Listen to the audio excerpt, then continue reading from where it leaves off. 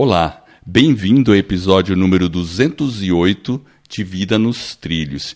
E hoje temos uma entrevista com Vanessa Suzuki. Ela que é formada em nutrição, mestre em ciências da saúde, pós-graduada em nutrição clínica e estética e co-orientadora do mestrado profissional. E além disso, ela é palestrante, ela é consultora científica, pesquisadora e palestrante internacional, autora de livros. E ela também tem um programa de mentoria para florescimento e empreendedorismo feminino chamado Eu Mulher. E se não bastasse tudo isso, ela lançou um podcast chamado Nutrição à Flor da Pele. Então, essa conversa de hoje vai ser fantástica.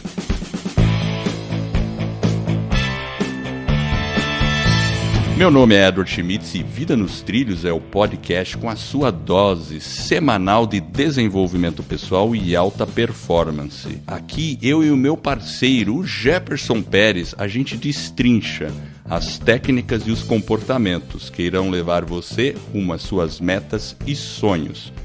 Lembre-se, você é a média das 5 pessoas com as quais mais convive, então junte-se a esse time para começar a sua semana em velocidade máxima rumo aos seus sonhos.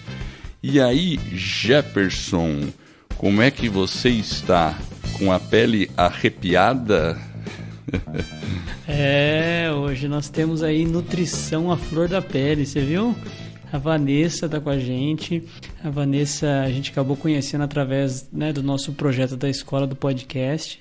E aí hoje a gente vai bater um papo com ela. Vanessa, o Edward fez uma pequena introdução aí.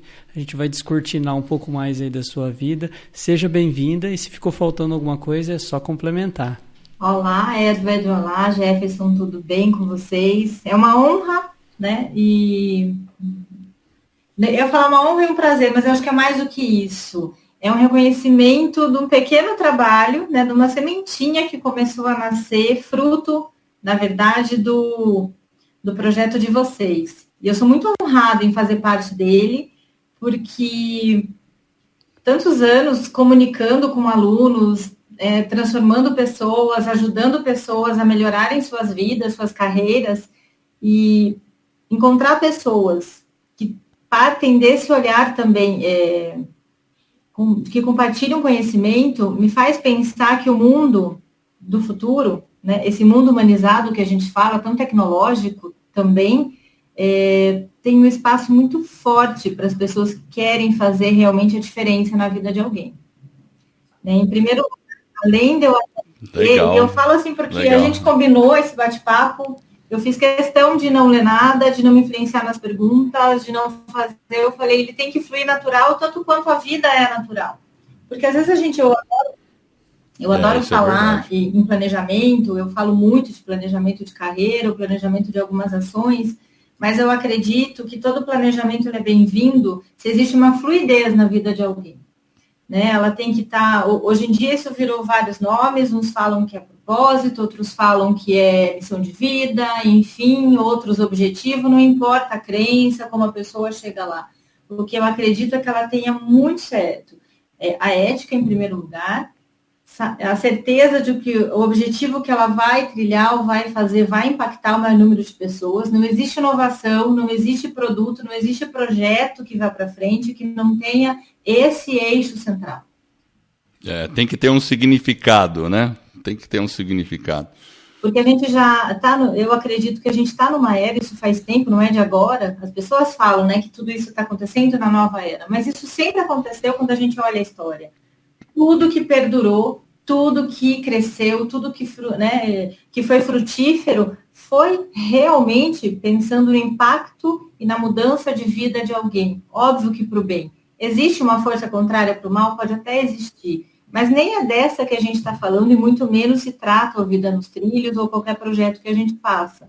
Então, quando a gente se encontrou por meio da escola do podcast, num curso gratuito, eu fiquei encantada. Em primeiro lugar, a primeira coisa foi mais curiosidade do que encantamento. Foi tão difícil eu conseguir fazer um podcast, mas difícil no sentido de entendimento das ações, né? Porque é óbvio, com dinheiro e recurso você compra, faz, manda o áudio para alguém e alguém edita. Mas quando você tem a curiosidade, no meu caso é assim para tudo. Tudo que eu venha a fazer, eu tenho que entender um pouco como funciona. Se eu não entender a dinâmica, não faz sentido para mim. Eu tenho que entender os processos, né? Retroceder um pouquinho o processo para ver se ele faz parte mesmo do meu propósito, se isso eu posso reproduzir. A ciência, ela veio para mim muito depois. Eu acho bonito quando as pessoas anunciam Vanessa, mestre, isso, aquilo, né? Mas a ciência, ela veio para mim, eu sempre trabalhei de forma muito aplicada. Ela veio por uma necessidade de eu melhorar minha metodologia de trabalho e poder entender como reproduzir algo melhor. Porque eu entendi em algum momento, se eu escolhi a área da saúde para atuar, eu precisava de bases científicas até para florescer algumas coisas que eu tinha de ideia que poderiam ser diferentes, né? Eu tenho uma característica que é mais ação e muito menos reclamação. Eu sempre falo em sala de aula, as pessoas elas gostam de se unir para reclamar que tem algum problema, que alguma coisa acontece. Mimimi. Exato, eu acho que é o contrário.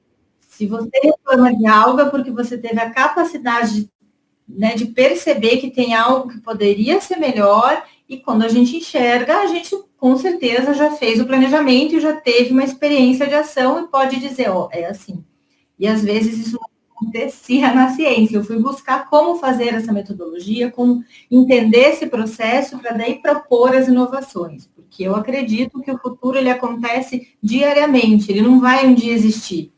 Né? Eu vejo que tem gente que fala, o dia que o futuro chegar, não, ele já chegou. Eu já estou falando com vocês, a internet não vai acabar, né? Não vai retroceder, as mídias vão mudar, tudo vai mudar. E já está mudando. A mudança é constante o tempo todo. E assim, agora a gente sempre gosta de começar perguntando, a gente já percebe que você é uma pessoa de ação. Né? Você já deixou isso claro, de ação e propósito. Talvez a palavra propósito, significado.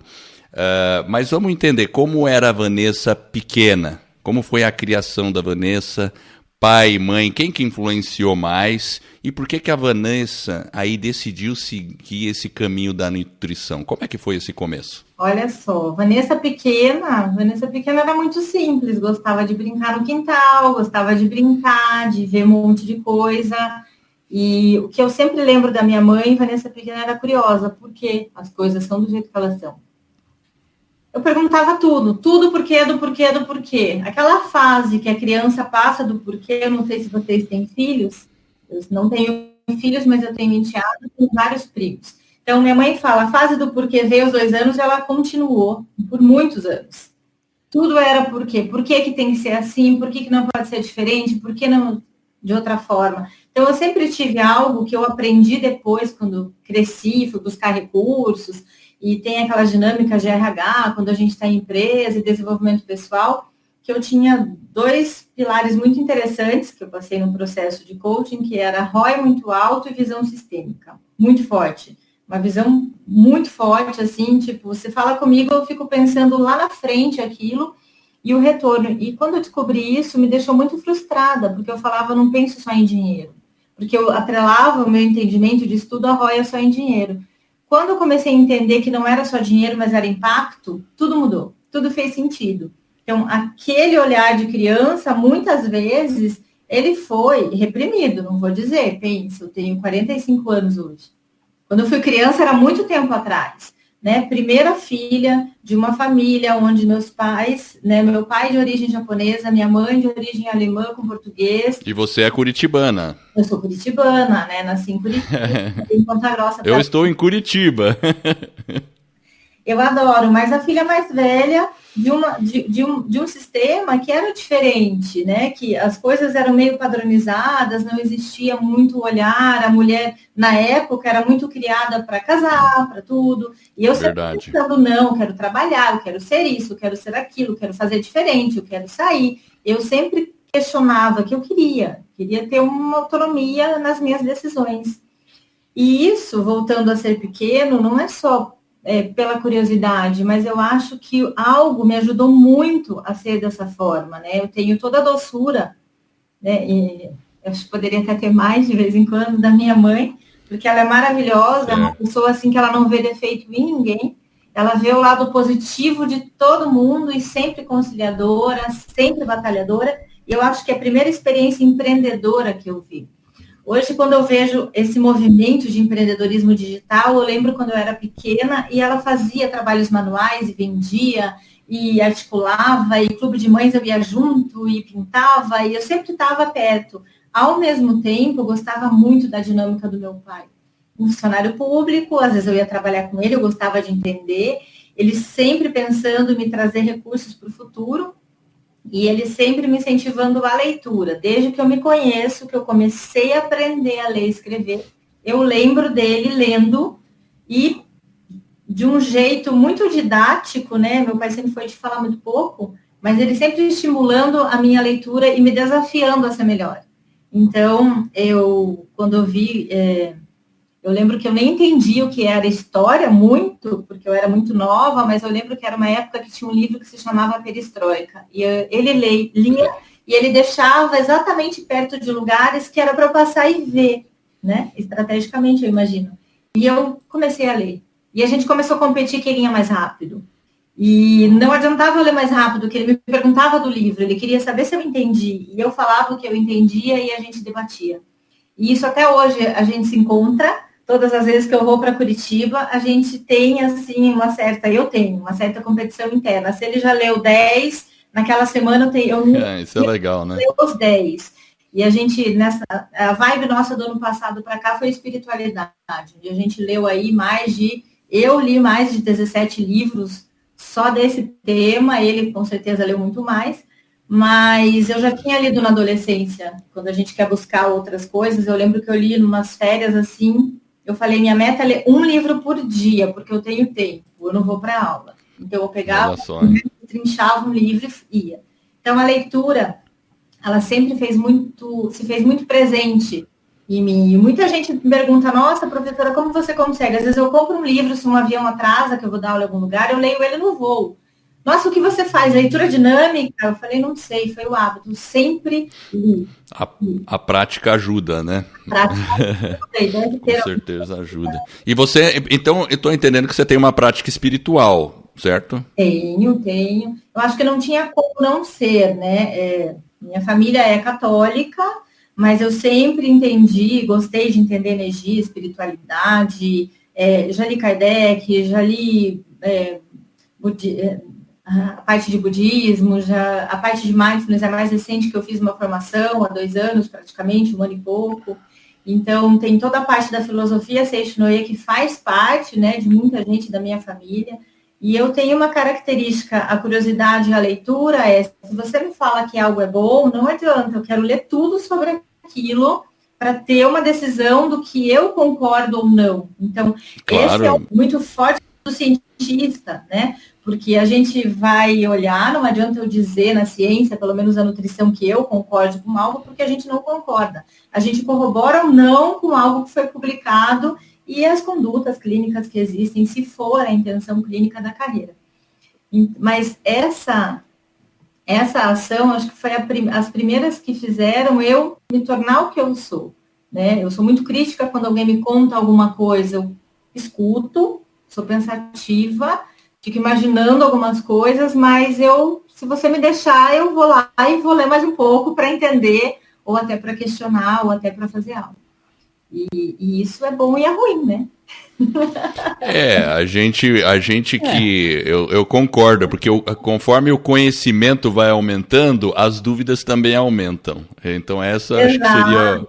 Eu sinto isso muito, porque às vezes quando eu era adolescente eu achava, bom, se eu ler esses livros eu vou ter as respostas.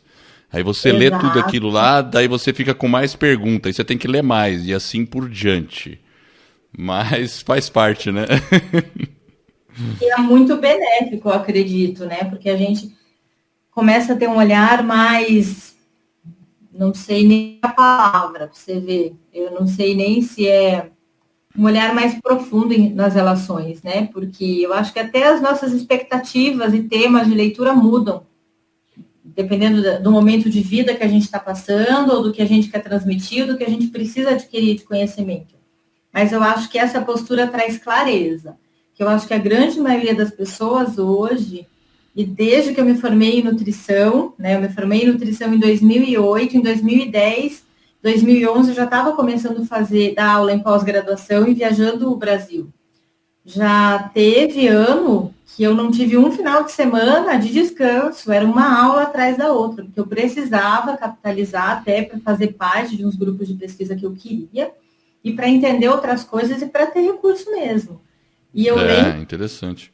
Teve todo mundo. Ação mesmo. E me conta, como é que você decidiu pelo curso de nutrição e por que nutrição à flor da pele? Por que o interesse pela pele? Eu sei que a pele é o maior órgão do corpo humano, então, pelo menos pelo tamanho do órgão já tem deve ser importante, eu suponho, né? Super importante. Na verdade, assim, a gente vai de novo para trás, né? Nutrição, ela foi minha segunda opção de carreira, ela não foi a primeira.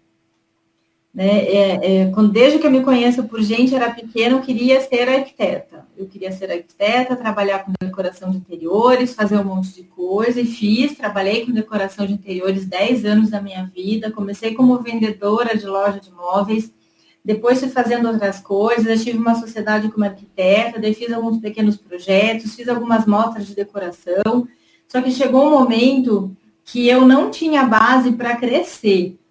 Eu tinha bastante ação, que é algo que eu reconheço, que eu tenho, mas eu precisava de planejar melhor como empresa. Por isso que eu acho muito interessante, a gente vai chegar, acho que no final, e falar disso, eu até gostaria de compartilhar o meu olhar sobre o empreendedorismo digital, que as pessoas são mais autônomas e conseguem automatizar algumas coisas e fazer sozinhas. Na época que eu era empreendedora, não era.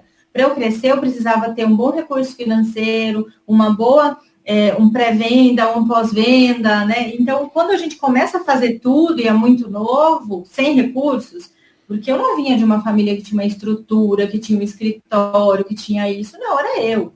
E eu sempre fui de fazer, não tenho problema quanto a fazer. Se eu entender bem o que eu vou fazer e quiser fazer, eu vou lá e começo.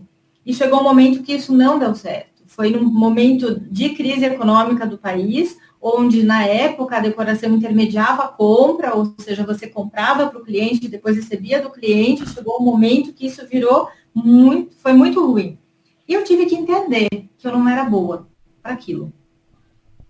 Mesmo tendo muita iniciativa, tendo muita coisa, fazendo algumas coisas, foi difícil dizer não dá, daqui não dá mais. Algo que, desde criança, eu queria muito ser, né? Que era ser arquiteta, mas eu acho que foi maturidade, ou foi... O que eu comecei a observar nesse momento era que não adiantava eu colocar nomes. Não deu certo, não deu. Qual é a próxima ação? Se eu não sei a próxima ação, tem que ir para trás.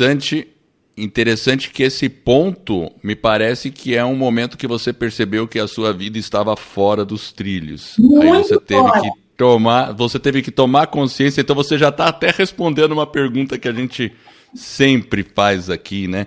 Qual foi o momento que você percebeu que estava fora dos trilhos e o que você fez depois para perceber isso? Então detalha isso.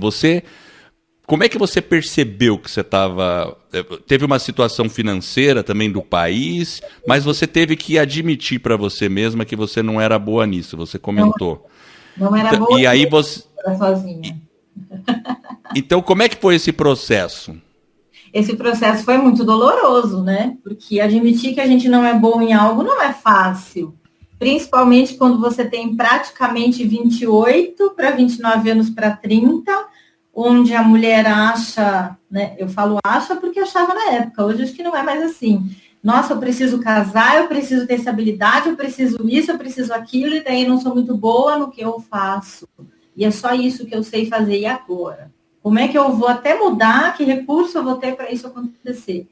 E foi muito difícil. Eu acho que o primeiro foi admitir internamente, não dá mais, desse jeito não dá, senão eu vou ficar muito triste, né? As doenças existem, depois eu fui para a área da saúde, existe um monte de coisa em relação à saúde mental e tudo mais, mas foi difícil admitir assim, eu não consigo. E é muito engraçado, sabe, Edward, que eu lembro que meu pai me deu um conselho que eu não segui, um dos poucos que eu não segui, que era quando eu não passava no vestibular de arquitetura. Quem é mais antigo vai entender que na época você passava na Federal ou na PUC. Não existia esse mundaréu de universidade que existe hoje.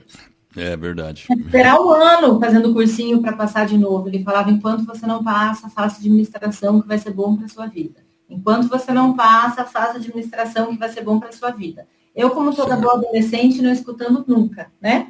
Então, não, meu sonho é aquele, sempre assim, olhando, né, o futuro, muito lindo, enfim. Não que eu não tenha esse otimismo, eu tenho, mas hoje eu tenho em relação a ele. Mas na época eu falava, não, imagina, para quê? Ou ele falava, ou você faz um concurso público e vai fazendo o que você gosta e vai organizando de outra forma. Sempre me orientando e eu não, sempre sonhando diferente. Eu acho que pai e mãe, eles também deixam a gente um pouco para a gente experimentar essas coisas, mesmo eles olhando que não vai ser dessa forma. Eu vejo hoje, quando oriento um aluno em algum projeto dele, ou até mentoria, startups, algumas coisas, a gente até às vezes deixa a pessoa testar daquela forma, porque a gente já entende um pouco mais e sabe o que ela vai retroceder. E quando eu admiti que não deu certo, ainda demorou.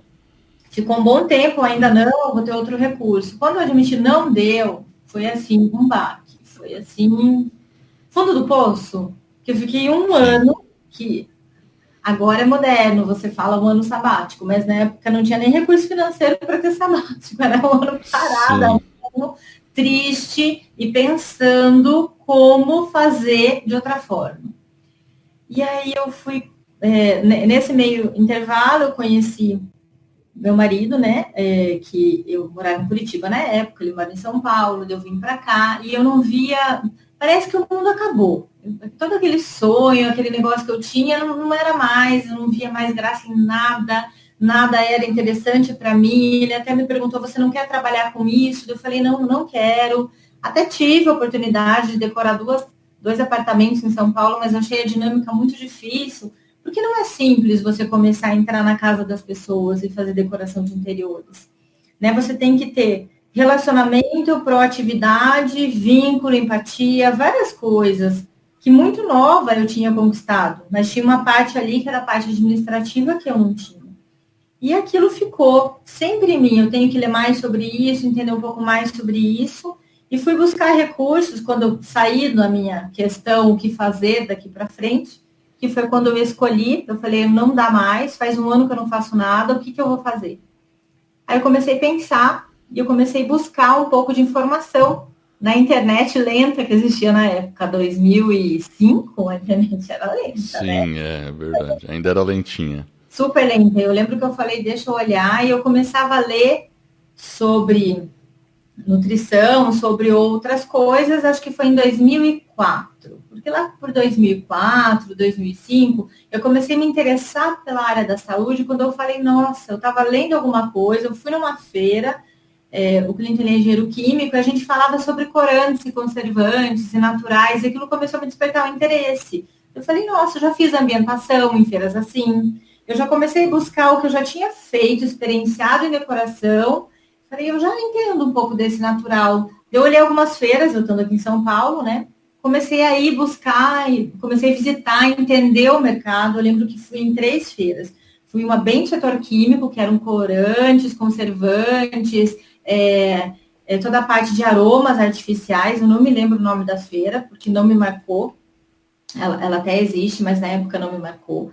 Depois eu fui numa outra, que era de ingredientes naturais e nutracêuticos, né? Essa me marcou, que depois eu vou contar um pouquinho dela para você.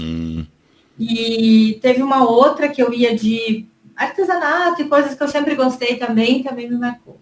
Eu lembro que eu comecei a ler sobre corantes e desenvolvimento de algo para a pele. Aí começa lá atrás, antes de nutrição, porque a minha pele é muito sensível, igual a da minha mãe, né? A gente não usa muito creme, não usa muito cosmético, não usa muito nada, tudo da alergia, da reação. E quando eu comecei a estudar esse mercado na internet, porque mal ou bem, quando a gente faz decoração, a gente analisa tendências, né? E várias coisas. Eu comecei a analisar para esse olhar. Falei, deixa eu buscar algumas informações que eu não imagino que existe, porque eu nunca fiz. Eu comecei a ver tendência do natural, tendência do orgânico, mas isso, ler sobre isso em 2005. Aí eu lembro que eu lia e algo me chamava a atenção. A nutrição, ela é um dos pontos do futuro. Ela vai impactar o mundo, vão existir nutracêuticos. Daí eu falava, deixa eu ler mais sobre isso, entender mais esse recurso.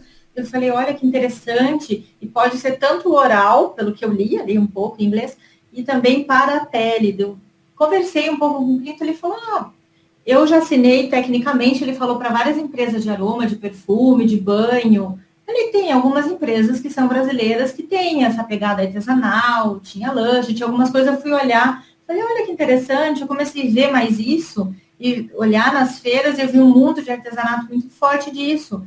Eu comecei a olhar, ir atrás, eu falei, nossa, eu acho que eu vou testar umas fórmulas. Falei, você me ajuda? Ele falou, não, ajudo, porque ele viu aquele movimento, né, eu fazendo. Assim, em menos de 3 meses, eu lembro que eu tinha fórmula, que eu tinha isso, ele testava, ele tem o conhecimento mais técnico que eu. Eu comecei a desenvolver alguns produtos, e na época eu lancei uma marca que se chamava Armazém do Brasil. Não só vende muito, na época de uma forma Olha só. Mentei ela, mas também fiz um trabalho que eu lembro que ela começou a ganhar projeção, apareceu nas Bons Fluidos e várias coisas. Que ano foi isso? E eu falei, E isso sem fazer a nutrição ainda, né? fazer nutrição, fazendo teste, tipo protótipo ainda, né? Que depois, agora que eu entendo que isso era prototipagem, na época era eu fazendo. Sempre esse olhar. Eram os testes. Até chegou o momento que eu comecei aí eu falei, agora o que eu vou cursar? Daí eu comecei sentada. Eu falei, se eu já tenho esse suporte, ele já é engenheiro químico, já entendo disso, e eu entendo que nutrição é algo importante para algum ingrediente, eu não vou cursar farmácia, eu não vou cursar química, nem engenharia química. Até porque a engenharia vai me dar, não, esse potencial de criação. Falei, eu vou pensar, então, em nutrição, que é algo que eu vou ter de recurso melhor, e de repente posso até ter mais possibilidades, eu posso atender em consultório, eu comecei a ler sobre o negócio. Falei, acho que eu vou fazer isso. Aí fui, me matriculei, escolhi a universidade, fiz Uninove em São Paulo, uma universidade considerada para o público C e D, que ela é mais barata, mas eu já vinha de uma carreira, eu sabia que a universidade faz a pessoa. E eu também entendo que quando uma universidade abre um curso, ele vai ter os melhores professores e doutores ali, porque ele precisa ter toda uma avaliação de MEC para acontecer. Sim. E estrategicamente Gente, eu sou de Curitiba, morei em Ponta Grossa, quando eu estava em São Paulo, morrendo de medo do mundo, não era fácil ir daqui ali. Claro. Eu tinha que fazer todo um planejamento, eu tinha que ir de ônibus, de táxi, de metrô, de carro para o mesmo lugar, para entender esse caminho, para saber como eu teria um plano A, plano B, plano C, plano tudo, sempre foi assim. E aquelas faculdades, USP eu nem cogitei na época, nem dava, eu falei, nessa idade não dá mais, que eu fui fazer com 30 anos, eu falei, não dá mais, eu falei assim, nem quero. Para aquele momento, mas eu falei, São Camilo é uma referência boa, eu falei, vou testar, e fui testar vários caminhos, só que no dia que eu fui para São Camilo, foi um dia que choveu, eu fiquei quase alagada, quase entrou água no dia para testar o caminho, eu falei, não vou mesmo. Não é isso. Aí já desistiu, já. Eu moro perto do Parque de Ibirapuera, então era simples ir na unidade Vergueiro, era fácil, os caminhos, rápido, em todos os lugares, todos os meios de transporte, foi feito. Na segunda, isso fazendo minhas coisas em casa, vendendo, organizando, e toda hora vinha a mesma coisa, ele falando, não esquece, se você for crescer, tem que ser coisas diferentes. Eu falei, eu sei, agora eu tenho consciência. Aí na segunda semana de aula, eu tinha uma professora de bioquímica excelente na graduação. Quando eu comecei a olhar, ela falar de reações bioquímicas e metabólicas, aquilo começou a me encantar cada vez mais, cada vez mais. Eu falei assim, nossa, parece que eu já escutei tudo isso antes, em algum lugar, e isso me encantou. E daí eu sempre ia na questão, e PL? E perguntava, e ninguém conseguia me dar essa resposta. E aquilo me ficava ali, mas tudo bem. Aí eu lembro que eu cheguei em casa, passou o primeiro semestre, metade do primeiro semestre, eu lembro que eu falei assim, Quinto, eu acho que não vai dar para continuar com essa linha. Porque eu não vou conseguir me dedicar agora, se eu crescer vai ter que ter empresa, ter isso, eu já fiz todos os cálculos, não tem como eu fazer isso agora. Eu prefiro investir no curso, que eu estou encantada, eu acho que a gente abre possibilidades, eu pelo menos, que é um gosto pessoal. E aí fui. Daí ele falou: o que você vai fazer agora? Eu falei: eu vou conseguir um estágio na área de nutrição, vou entender mais esse mundo clínico que eu não imaginava. Não, tá bom, ok. Daí eu falei assim: não faço mais nada quando eu vim no Brasil. Algumas tias minhas que eu sempre levava no Dia das Mães, sabonetes, coisas. Não vai fazer mais, não vai. Não vou. E não sei lá. E aí até a moça que tava, nossa, eu ia fazer uma assessoria de imprensa para você. Eu falei: agora não, quem sabe no futuro e tudo mais. Mas muita gente que era cliente começou: nossa, não vai mais fazer, como assim? A gente precisa. E não dava, eu falei: não tinha como, porque a produção me tomava muito tempo, em algum momento a gente precisa fazer alguma escolha. E para Exato. dizer sim para alguma coisa, você tem que saber dizer não para outras. E sempre é um momento crítico esse momento, mas é importante mesmo. Mas esse foi prazeroso, porque daí eu falei, vou lá na minha coordenação e vou perguntar como eu faço na faculdade para registrar o meu currículo para fazer entrevista. Não, nutrição, área de saúde, não é assim, é só no último ano para você ter estágio. Eu falei: como? Né? Eu falei assim: como assim? Não, eu falei: mas quando eu trabalhava com design de interiores, eu tinha estagiário de arquitetura desde o primeiro semestre. E não entendo. Não, mas na área de saúde você tem que adquirir competências, isso. Eu falei: não, estágios obrigatórios, é isso que você está me falando, para eu ter uma titulação. Mas eu quero entender antes disso, eu quero entender para eu experienciar, para eu ver. Não, a gente não tem, vai ser muito difícil você conseguir. Eu falei: gente, tem algo assim na minha vida que não adianta. Se você me falar não... Aí que você vai mesmo. Não sei se eu vou ou se é porque não consigo entender. Porque se você me fala não, posso até ter resistência a entender esse não. Mas se você justificar bem, ele vai, eu engulo. Ok, não, ok. Agora, se tiver outras coisas, não dá. Eu cheguei em casa, na minha internet lenta, comecei a entrar, falei: tá, eu tô nessa universidade, quantas universidades tem? Eu comecei a olhar banco de currículo em várias. Comecei a entrar no site do CRN, comecei disso, comecei naquilo. Falei: deixa eu pegar esses e-mails, eu mando meu currículo sozinha. E mandei meu currículo para vários lugares, e vários lugares me chamaram. E um que eu falei: nossa, eram lugares distantes, eu já descartava. Aí, obrigada pelo retorno, mas assim, pegar muitas horas de viagem, não era acostumada com a minha vida, não. Aí eu falei assim: não quero. Aí chegou um lugar aqui muito perto de onde eu moro. Eu falei: nossa, essa rua, bairro do lado. Fiz o caminho, na época não tinha o Waze, você fazia o caminho. Falei: amanhã, tarde, eu vou experimentar o caminho. Tinha que pegar o guia de ruas para conseguir saber onde chegar. Exatamente, quase isso. E eu lembro que fui, era aqui perto, e era um consultório, uma clínica super legal de nutrição esportiva, de duas nutricionistas famosas na época e tudo mais. Eu falei: nossa, vou para entrevista, feliz da vida, né? Me arrumei para entrevista, voltei e fui contratada. Meu salário, assim, eu até conto o salário de aula, e era muito mínimo, mas mínimo.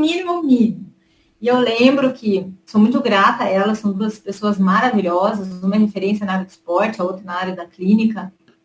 E eu lembro que eu sentei lá com elas e falei assim: tá, eu perguntei para que ficava mais comigo, que era a Ana Maria: por que você me contratou? Porque eu queria entender, eu naquela idade, né, ninguém contrata no primeiro, eu queria entender o outro lado. Não, você tem um perfil interessante, a gente vai fazer um trabalho em personal diet, que na época a personal diet, que era atendimento personalizado de nutrição, estava despontando, e muitos clientes dela eram cliente classe A e B, e eles tinham que ter um perfil que fosse até esses locais. Como eu trabalhei com decoração e é esse o perfil de cliente, eu não entendia nada tecnicamente, mas eu entendia tratar o cliente. Aí eu falei: que ótimo, mas eu não entendo nada de nutrição. Não tem problema, você aprende. E literalmente, eu aprendi. E eu acho que é um momento de resistência também, que a gente tem que baixar as nossas expectativas e tudo mais, quando a gente está recomeçando, que eu vejo muitas vezes hoje não existe. Essa é a minha história, fez sentido para mim, mas eu jamais vou esquecer que meu primeiro trabalho em estágio foi bater quase 3.000 receitas no Word, né? Numa segunda graduação, já tive projeção na primeira carreira, eu falei: mas agora eu estou começando, isso vai me dar nem que seja clareza para qualquer coisa, até para nunca fazer isso de novo com alguém, mas tudo bem. E eu lembro que eu comecei, mas eu escutava muito. O consultório delas ficava entre uma consultoria esportiva, que depois eu comecei a me apaixonar por corrida também ali, por conta disso, E ficava batendo, escutava várias coisas, escutava as pessoas, comecei a aprender sobre esse mundo de esporte, metabolismo e tudo mais, até o dia que a gente teve uma ação, depois de quase um ano, festa da firma, aquela coisa toda. Eu lembro que eu sempre escutei, festa da firma, final de ano, não beba, né? Não beba, que você pode falar alguma coisa. E nesse ano eu sempre gostei de tomar vinho, não muito, obviamente, não ia fazer isso ali, não era o momento, mas tomei, e naquelas perguntas, Vanessa, vai ficar com a gente no que vem, como vai, o que você pensa? Eu falei, sim e não. Como assim? Se tem algo a contribuir? Sim. Aí eu imaginei tudo o que eu pensava. Eu tinha já uma visão de mercado, eu falei, vocês têm um nicho muito forte, têm um olhar muito bom, vocês são competentes no que são, mas eu acho que vocês estão perdendo dinheiro, oportunidade, por isso, por isso, por isso. Se a gente pensar no SWOT, mais ou menos isso, mas isso era muito, porque a área de saúde não entende muito, não entendia na época tanto de empreendedorismo e de noções. Eu falei, eu acho que dá para conciliar de alguma coisa. Mas falta recurso. Eu falei, não. Eu conversei um pouco com meu marido, acho que a gente consegue fazer algo juntos. Então, o que você propõe? Eu falei, agora a gente tem que pensar se vai ter uma sociedade ou não. E aí foi o primeiro empreendimento que eu tive na área da saúde. Obviamente não deu certo, depois de 3 meses, uma escolha minha era não ter, porque eu queria ter uma clínica, mas depois eu queria entender mais da área.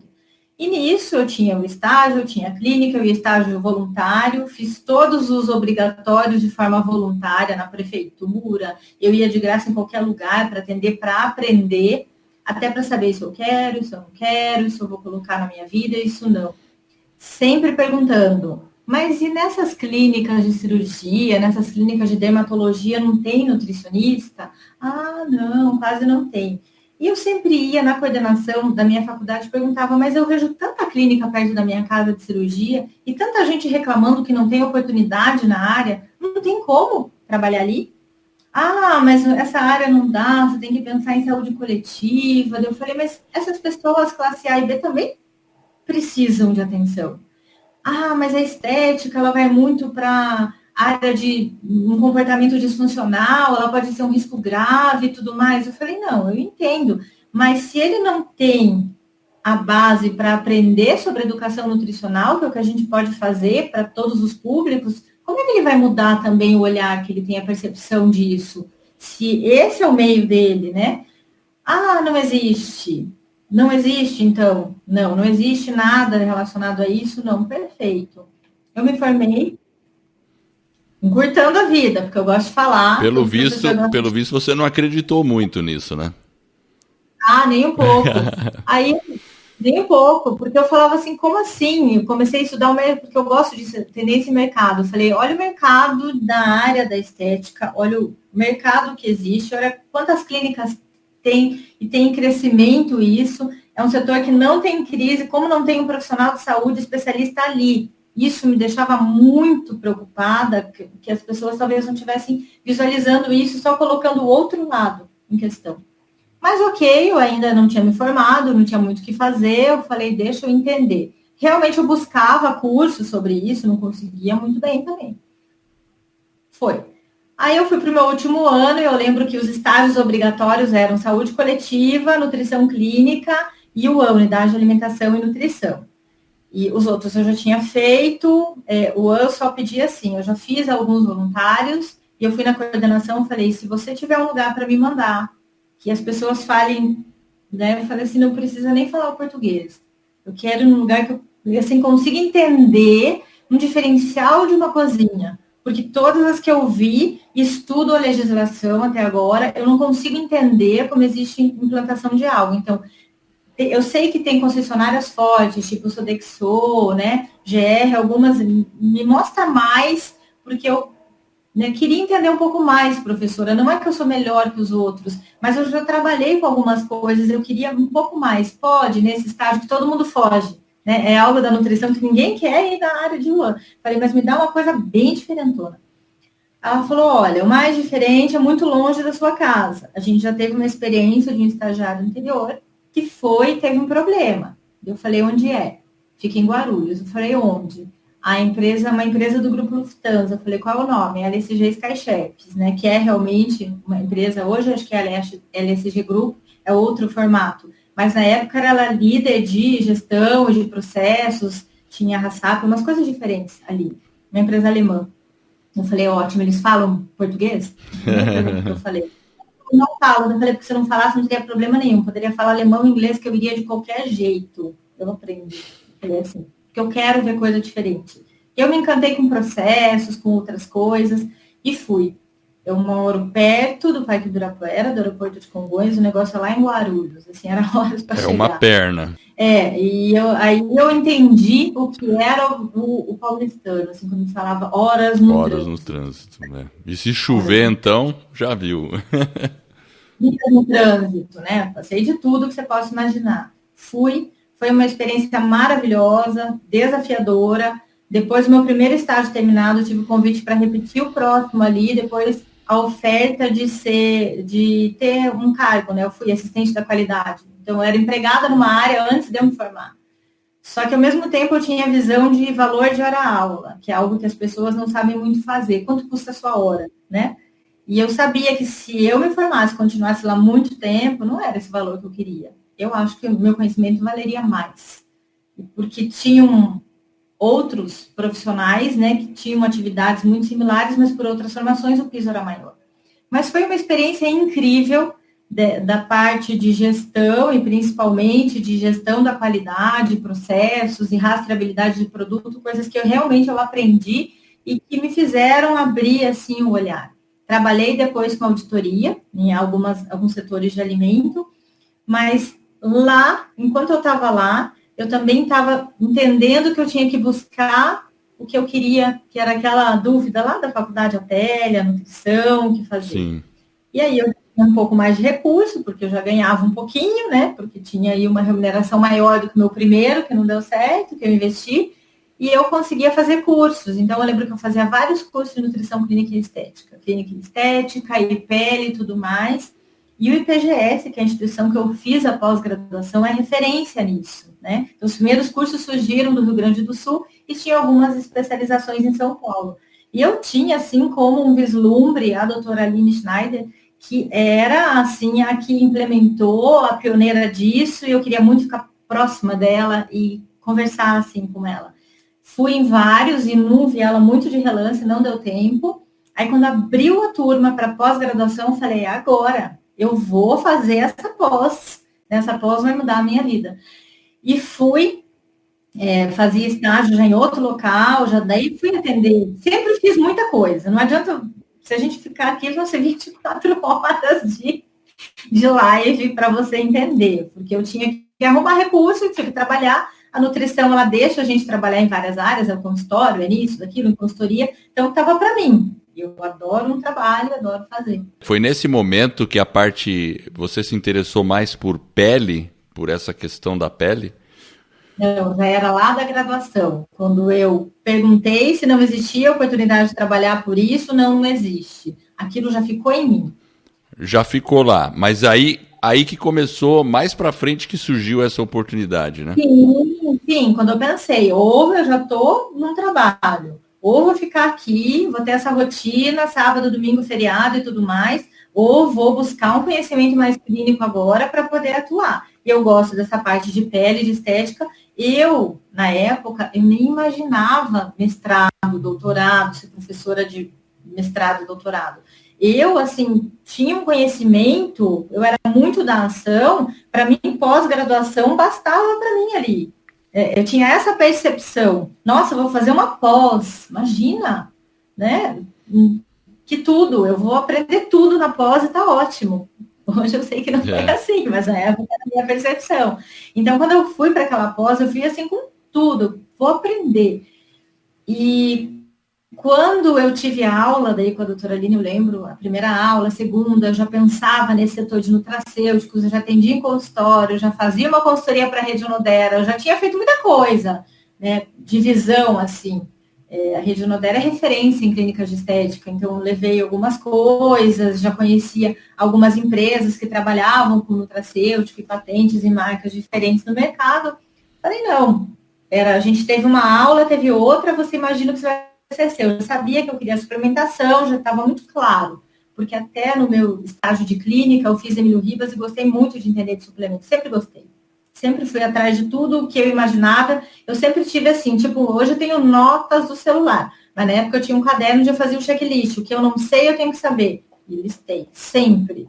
Isso sempre acompanhou minha vida. Ah, não sei o que é essa palavra, nota que você vai buscar e outra hora você vai entender. Eu sempre faço isso. E hoje eu tenho notas. Se você olhar e visse, acho que de notas do que eu não sei da minha vida, e eu vou atrás todo dia, só para... Eu acho que isso inspira as pessoas que não sabem o que fazer com as notas de celular, né? Eu acho que se a gente olhar, eu nem sei quantas notas eu tenho, onde é que a gente vê isso? 999 notas. Nossa, bastante. Além tem mesmo, 999. De coisas que eu... É interessantíssimo, porque você pega e no momento que você tem uma dúvida, você já anota para depois poder consultar. Eu também tenho uma prática meio similar e eu uso muito o Evernote, em vez de usar a nota dos próprios celulares, né? Daí já fica no Evernote lá, para mais tarde. O programa de produtividade eu acho lindo, porque não esqueçam que essa é a minha falha, a execução. Eu sou muito boa de visão, de criação, de gestão, né? Gestão é liderança. Eu sei quem é bom para quê e vou. Agora, eu na execução, eu sou péssima. E isso foi meu segundo momento de aprendizado. Calma, teve outro. Mas eu estou antes disso. Foi quando eu fui para a pele e eu estava encantada com a pós e tudo mais. E eu lembro que foi bem na época que... O meu marido teve mais crise de pânico. Ele já tinha tido crise enquanto eu estava na graduação, a gente achava que era cardiovascular. E quando eu estava exatamente nesse momento, e ele é uma pessoa muito séria, muito correta, onde ele trabalhava, eu falei para ele, vai lá e fala a verdade, a gente ouviu do médico, tem que saber como cuidar quando acontecer. Na época as pessoas não eram preparadas e nem tinha uma sororidade de saúde mental como tem. É verdade. Que aconteceu uma semana depois, rua, né? Aí eu exato. Passei um e-mail, assim, eu lembro até hoje para o PGS, falei, olha, não vai dar, eu não consigo, por causa disso, por causa daquilo, tá muito difícil, aconteceram várias coisas, é melhor não, também vai ser muito difícil meus pais me ajudarem, eu não vou conseguir. Eu lembro que veio o e-mail de Vanessa, não faça nada, na próxima aula vá, a gente vai conversar. E isso até me emociona muito. Aí eu fui. Foi assim, nossa, mas por que eu vou, né? Eu já estava em outro trabalho, lá em São Bernardo, olha só, não tinha o que fazer, eu tinha que trabalhar.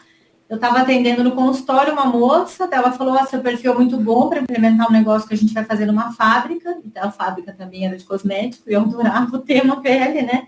Mesmo não sendo aquela função, eu falei assim, não, eu vou, e fui trabalhar, e era muito longe também da minha casa, mas esse não era o empecilho, porque eu lembro que eu escutei, fui até para pós-graduação, falei, é o último dia da pós, não vou fazer isso e tudo mais. Aí a gente teve reuniões, teve a aula, depois teve uma reunião, eu lembro que era a doutora Aline, que eu tanto idolatrava, né, na minha frente, falando, eu vi você, apresentando seu trabalho, eu vi várias coisas suas, dela, eu vou te fazer uma proposta. Eu falei, né, nossa, obrigada, mas assim, pensei, nem sabia o que ela ia me propor. Ela, eu posso te dar uma bolsa, você fica representante da nossa turma. Ai, isso é a flor da pele. Agora vocês vão entender o porquê eu não... Agora é a flor da pele, verdade. Tem umas coisas assim muito emocionantes. Você vai fazer, você tem um talento para ser professora.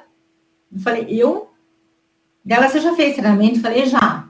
Para 100 pessoas, para 30... para equipes, para várias coisas. Quando eu vi que minha dificuldade era a gestão de alguns processos administrativos, a minha facilidade era a comunicação, eu sempre fui para essas áreas também, que eu me dava melhor até em processos, até técnicos. Acho que a gente saber seus potenciais vale a pena. E eu lembro, ela falou, você tem um perfil muito bom e eu gostaria de te dar essa oportunidade. Você faz, tem a bolsa, depois que você se formar, você começa a dar aulas, aí você paga a sua pós e depois você vai capitalizar. Você aceita? Que coisa boa, né? Muito bom, parabéns mesmo. Porque eu acho que assim, às vezes as pessoas acham que as oportunidades não aparecem, ou que as pessoas têm... para mim as coisas não dão certo, eu tenho muito azar, e as pessoas ficam com esse pensamento negativo. Por outro lado, quando as pessoas elas vão atrás do que querem, tão empenhadas, as pessoas ao redor percebem isso. E aí o que acontece? Aquela frase que o pessoal às vezes diz, né, que sorte é quando a preparação encontra oportunidade. Então, foi entre aspas sorte, mas é que na verdade você estava preparada e essa professora viu em você um potencial e falou, não posso deixar isso acontecer. E aí as coisas convergiram e você conseguiu. Alguma coisa que parecia ruim acabou se tornando boa, né? Exatamente. Eu nem acreditava, porque assim, se você me perguntasse na época, ser professor era algo assim que nunca... Eu remeti assim, falei, será que o universo, algum dia eu vi isso? Eu lembro eu criança sendo professora das bonecas, só das poucas bonecas, que eu nunca tive muitas. Mas não era algo assim, quero ser professor, quero ser palestrante, quero ser isso, né? Isso foi muito natural para mim. Foi sempre tentando levar algo diferente. Daí eu falei, nossa, eu não imaginava, aceitei o desafio, fui representante e sou muito grata, grata de verdade, porque se não fosse esse trabalho e essa confiança, eu não teria conhecido todos os estados brasileiros. Eu dei aula em todos os estados brasileiros sobre o tema, que na época a nutrição e estética ele era muito novo. Eu lembro que em algum momento dele, que daí eu dava aula nos finais de semana, antes eu fazia pós, dava aula nos finais de semana, entendi um pouco mais a parte científica e ainda treinava as nutricionistas da região Odera. E trabalhei assim, eu sempre sou grata, eu falo que um dia, se eu for escrever um livro mesmo de biografia, todas as mulheres empreendedoras que passaram na minha vida, elas são inspiração. Todas. Desde a minha mãe até todas as da minha família, mesmo sem recurso, até todas as que eu encontrei no dia a dia. E até aquelas que me deram não, né? Porque eu acho que até o não a gente tem que fazer algo melhor com aquilo. E eu lembro que eu não imaginava que eu tinha esse potencial de dar aula. E quando eu comecei a dar aula, eu comecei a entender que o meu trabalho na Unodera ele era bom, mas eu poderia expandir. Então, eu falei, eu tenho que buscar algo diferente. Eu lembro que eu fiz 2 mostras científicas para treinamento das pessoas na temática estética e tive muito relacionamento com marcas, né? Que era aquela história lá de trás que eu sabia que o nutracêutico ia estar forte, ia ter um recurso para ele nesse mundo da atualidade. E aí eu comecei a entender, conheci outras pessoas de marketing. Da Unodera eu saí, eu fui para a Biltim, né? Então, eu trabalhei com a Bia, era uma gerente de marketing incrível, né? E logo acima dela era a Cristiana Arcangeli, que é o ícone do empreendedorismo feminino. Então, foi outra oportunidade de aprendizado de mercado, de agilidade, de postura, né? Eu sou muito grata a tudo que eu aprendi. Antes disso era a Unodera, que a Dona Edna Unodera, a Lucia Unodera são também referências em gestão e empreendedorismo. Então, eu sempre tive muito forte esse lado feminino que executa e cada vez mais clareza do que eu precisava buscar, que não era muitas vezes essa falha de execução, mas melhorar os meus potenciais, né, que eu tinha. Agora, Vanessa, só mudando um pouquinho agora, assim, pensando um pouco assim pelo lado da nutrição, assim, de toda essa experiência, toda essa carreira, assim, na sua percepção, olhando um pouco mais do ponto de vista da nutrição, assim, o que é uma vida bem nutrida? Na minha percepção, ela é muito diferente, talvez, de muitos profissionais. Para mim, uma vida bem nutrida é aquela que te preenche em todos os pilares da sua própria vida. Agora, você tem que abrir um pouco a cabeça e pensar no ser humano como completo. O que traz um ser humano ser completo? Eu acho que ele entender não só a missão de vida dele, mas o propósito perto disso.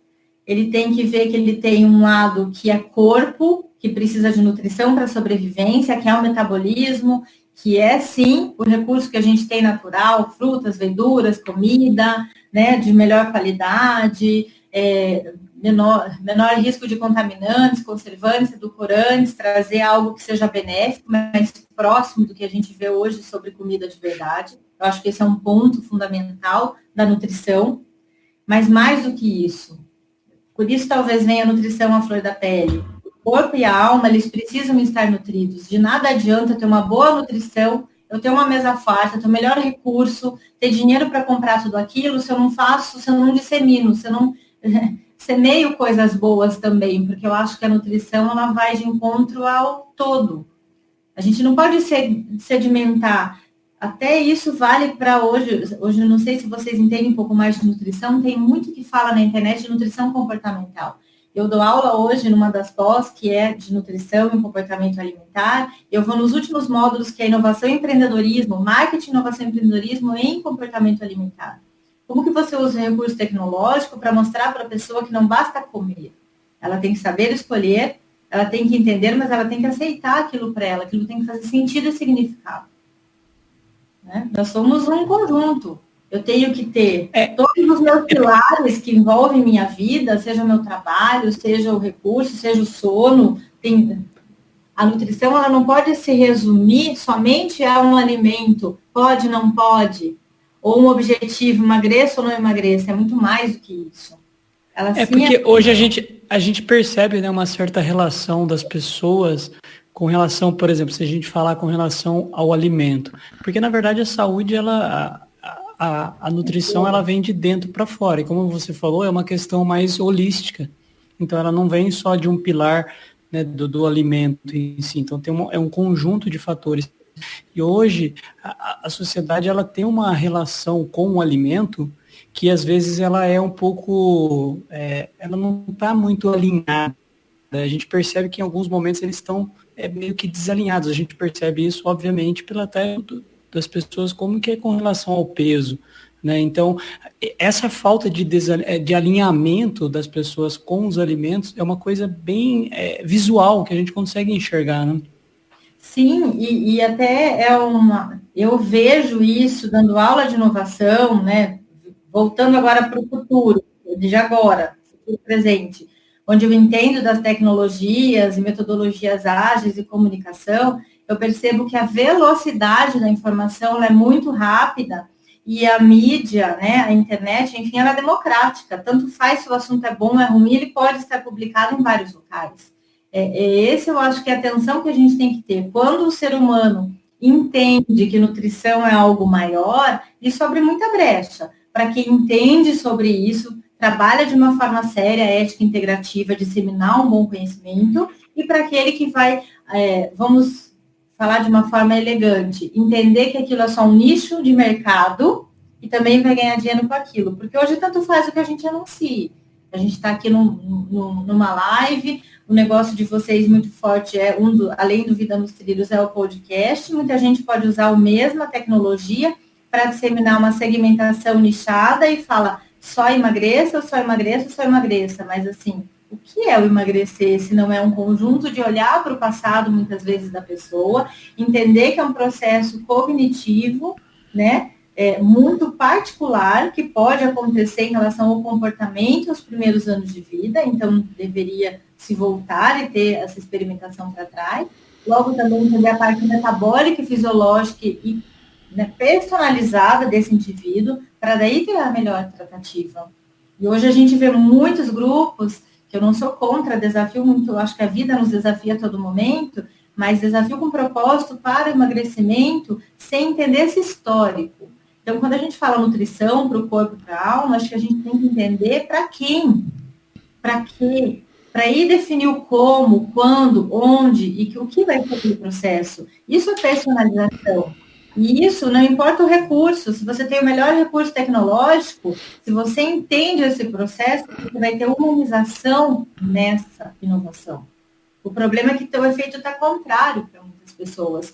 Tem muita disseminação de dieta restritiva, né, de alimentos que não são permitidos, ora permitidos. A ciência ela já não ela é esclarecedora, mas ela pode sim, quando a pessoa não tem clareza da leitura, interpretação de um artigo científico, tem alguns vieses de interpretação. E a gente tem que ter muito cuidado quando dissemina informação para a massa. Né? Porque... com certeza. Você pega uma pesquisa científica, dependendo do ângulo que você olha para os números, e eu como engenheiro, né, a gente sabe muito bem, se você pega um número e você pode olhar com uma perspectiva que dá um entendimento totalmente diferente. Uma coisa interessante que você falou é sobre alimento de verdade.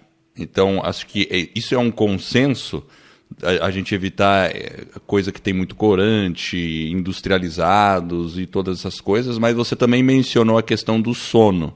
Exato. Porque não adianta nada você estar super bem alimentado e dormir mal. Outra coisa, não adianta nada você estar super bem alimentado, dormir mal e ter péssimos pensamentos. E não adianta nada você estar super bem alimentado, dormir mal, ter péssimos pensamentos e talvez não ter algum cuidado com a pele. E aí que eu quero entender. Agora é pra mim, Edward, o vaidoso. 52 aninhos. O que eu devo fazer com a minha pele? Na verdade, é assim. A história da pele é o que todo mundo quer saber, né? Tudo bem. Vamos lá. Quando a gente olha, acho que para todo mundo entender como eu trabalho, é diferente de como muita gente trabalha em consultório. Antes desse olhar que a nutrição comportamental não trabalha só de uniforme, todo mundo conversa, isso já vem há muito tempo meu, porque eu sempre trabalhei dentro de casa das pessoas, quando você entra em decoração, você vai em casa. Então é muito fácil a minha escuta ser diferente. Eu escutei muita mulher em clínicas de estética, onde as queixas muitas vezes eram o peso. Na primeira, segunda ou terceira pergunta não era mais o peso, sabe? Era outra coisa que estava atrás disso que era o peso. Ou era uma cobrança, ou era uma insatisfação com a carreira, ou eram noites mal dormidas porque um filho está pequeno, ou algum problema na família. Então, a gente tem que aprender a escutar as pessoas. Quando a gente vê, muitas vezes, as formações, elas faziam o quê? Para isso, uma dieta disso. Para mim, sempre foi. Antes de prescrever uma dieta, não esqueça, eu não sou boa em processo de execução, não dá, né? Nem se faria isso com o meu paciente. Se eu te der um cardápio, tiver que te monitorar para ver se você está cumprindo, danou-se, não vai dar certo. Onde eu tinha muito cliente, sentando, conversando, organizando, orientando. Eu sempre gostei de trabalhar, isso vem do coaching e até de gerenciamento de pessoas, com metas. Tá, me conta tudo. Disso tudo, o que a gente pode fazer para mudar? E eu começava a ler alguns trabalhos lá atrás que falava sobre bem-estar. Bem-estar no sentido hoje que a gente vê muito medicina do estilo de vida, que é essa parte integrativa da nutrição. Nutrição é um pilar do bem-estar. Tem nutrição, exercício físico, tem vários caminhos para se chegar. Relacionamentos pessoais, comportamento preventivo, né? Você tem que entender todo esse ambiente, que são os pilares que trazem aí o bem-estar para a gente estar bem. Espiritualidade é um ponto importante, que eu acredito na atualidade, né? Então, as práticas meditativas vieram para isso. Sempre trabalhei dessa forma. Logo, e sempre trabalhei em clínicas de estética. Então, a pele era algo importante para mim. Muitos nutricionistas vinham e criticavam na época, e professores, você trabalha com estética, você trabalha com pele, logo você faz um desserviço para a população, porque você estimula mais transtorno, mais isso, mais aquilo. Eu falei, não, tem muita gente nessas clínicas de estéticas que não tem nenhum risco de transtorno, nada disso, só é o meio que ela convive, o local mais próximo dela encontrar um profissional de saúde nutricionista é nesse ambiente, porque ela vai para bem-estar.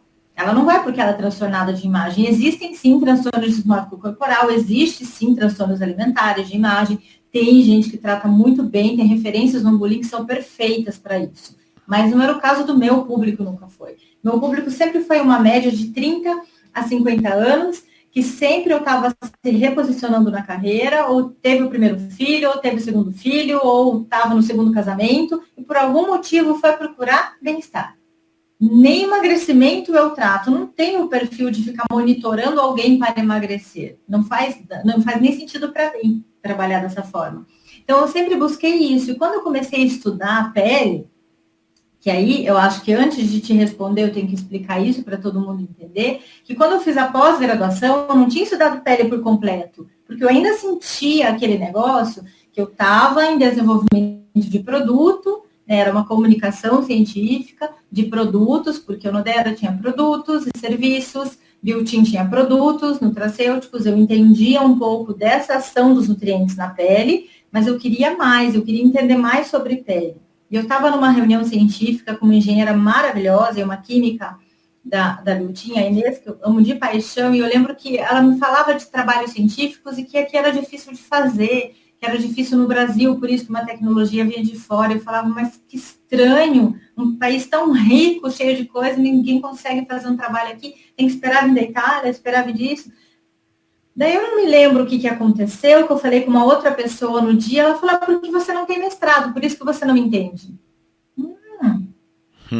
Tá, então vou fazer mestrado, se o mestrado vai me dar esse entendimento, eu vou fazer mestrado. Eu falei, só que eu não vou fazer qualquer mestrado, já que eu gosto de pele, entendo pele, é isso que eu quero entender cada vez mais, eu quero entender o melhor lugar para fazer pele aqui. Aí, falando novamente com a Aline, ela falou, tem uma pessoa que você precisa conhecer, que é a Ângela, que faz mestrado na Unifesp, na área de cirurgia plástica, e vai conseguir te direcionar para a pele.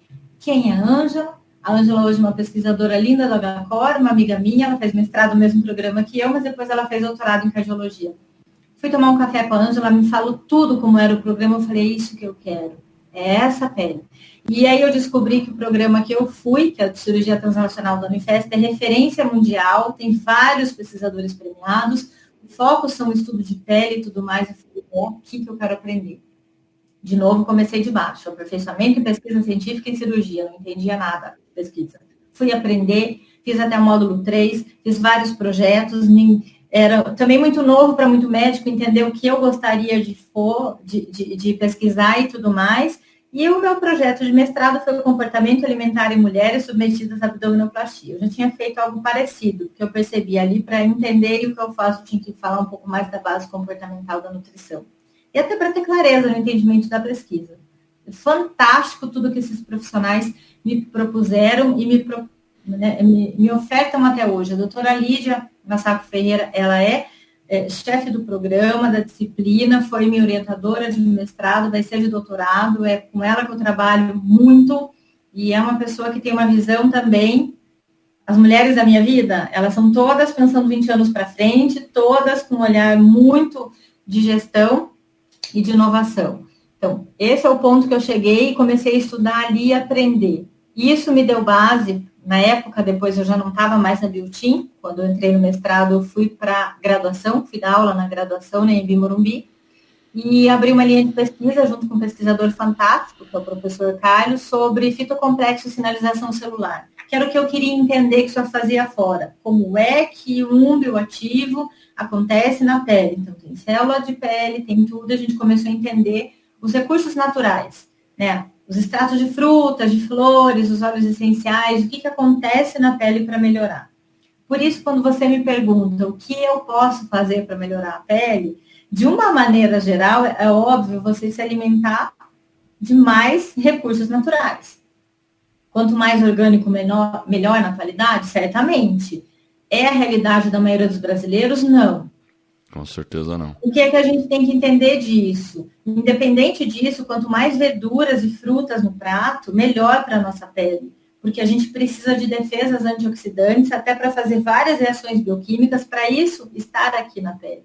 Então, quanto mais alimentos naturais, se a gente pensar nessa comida de verdade lá atrás, é importante.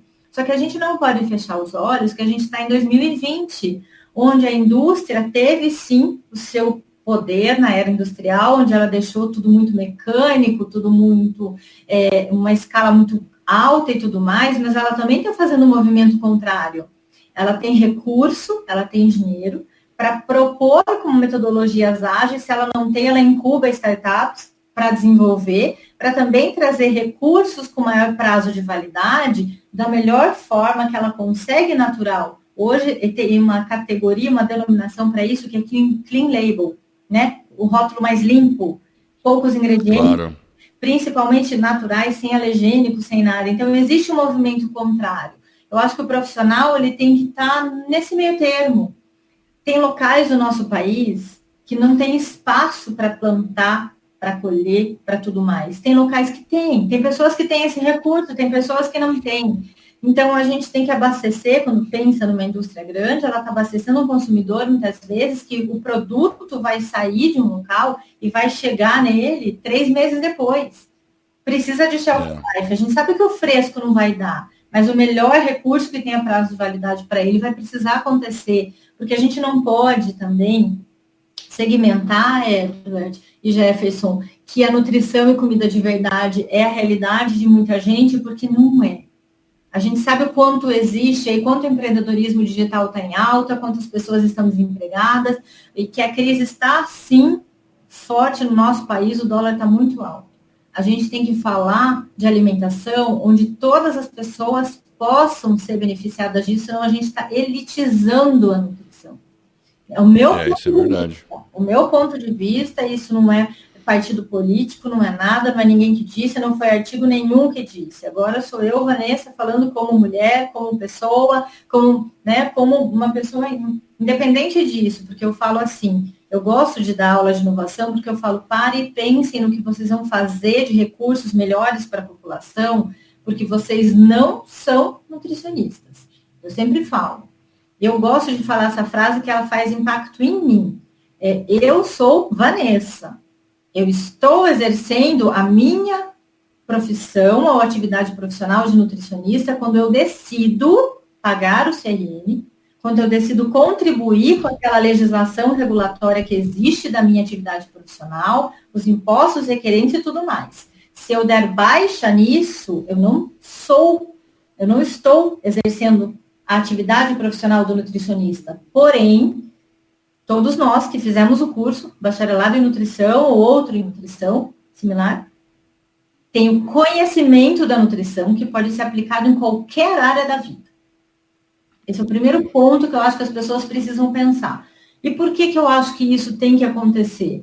Porque com esses novos mercados de visibilidade profissional, não só a visibilidade, mas também de recursos profissionais, a gente está no momento em movimento, eu acredito, a gente não sabe o que vai acontecer daqui 5 anos. Eu estudo inovação há 6. Eu imagino. Quando eu falava que isso ia acontecer nas primeiras aulas, as pessoas achavam que eu era maluca. Eu falei, claro que vai acontecer, você vai falar assim no celular com outra pessoa, você vai fazer reunião assim, você não vai precisar sair de casa. Falei, hoje já tem recurso, se a gente pensar em tecnologia, tem holografia. É que a gente não tem dinheiro para implementar. Mas eu posso me projetar aí na frente de vocês se a gente tivesse recursos, né, para isso. Então, calma lá. Então, a gente... É interessante.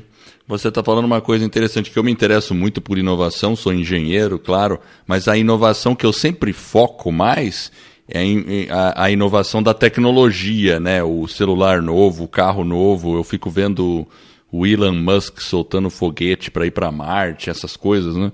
Mas agora você falou uma coisa que me caiu uma ficha assim enorme, porque não demonizar a indústria, porque a indústria está passando por um crescimento e uma transformação, né? Transformação. As pessoas estão lendo mais rótulo, isso é bom.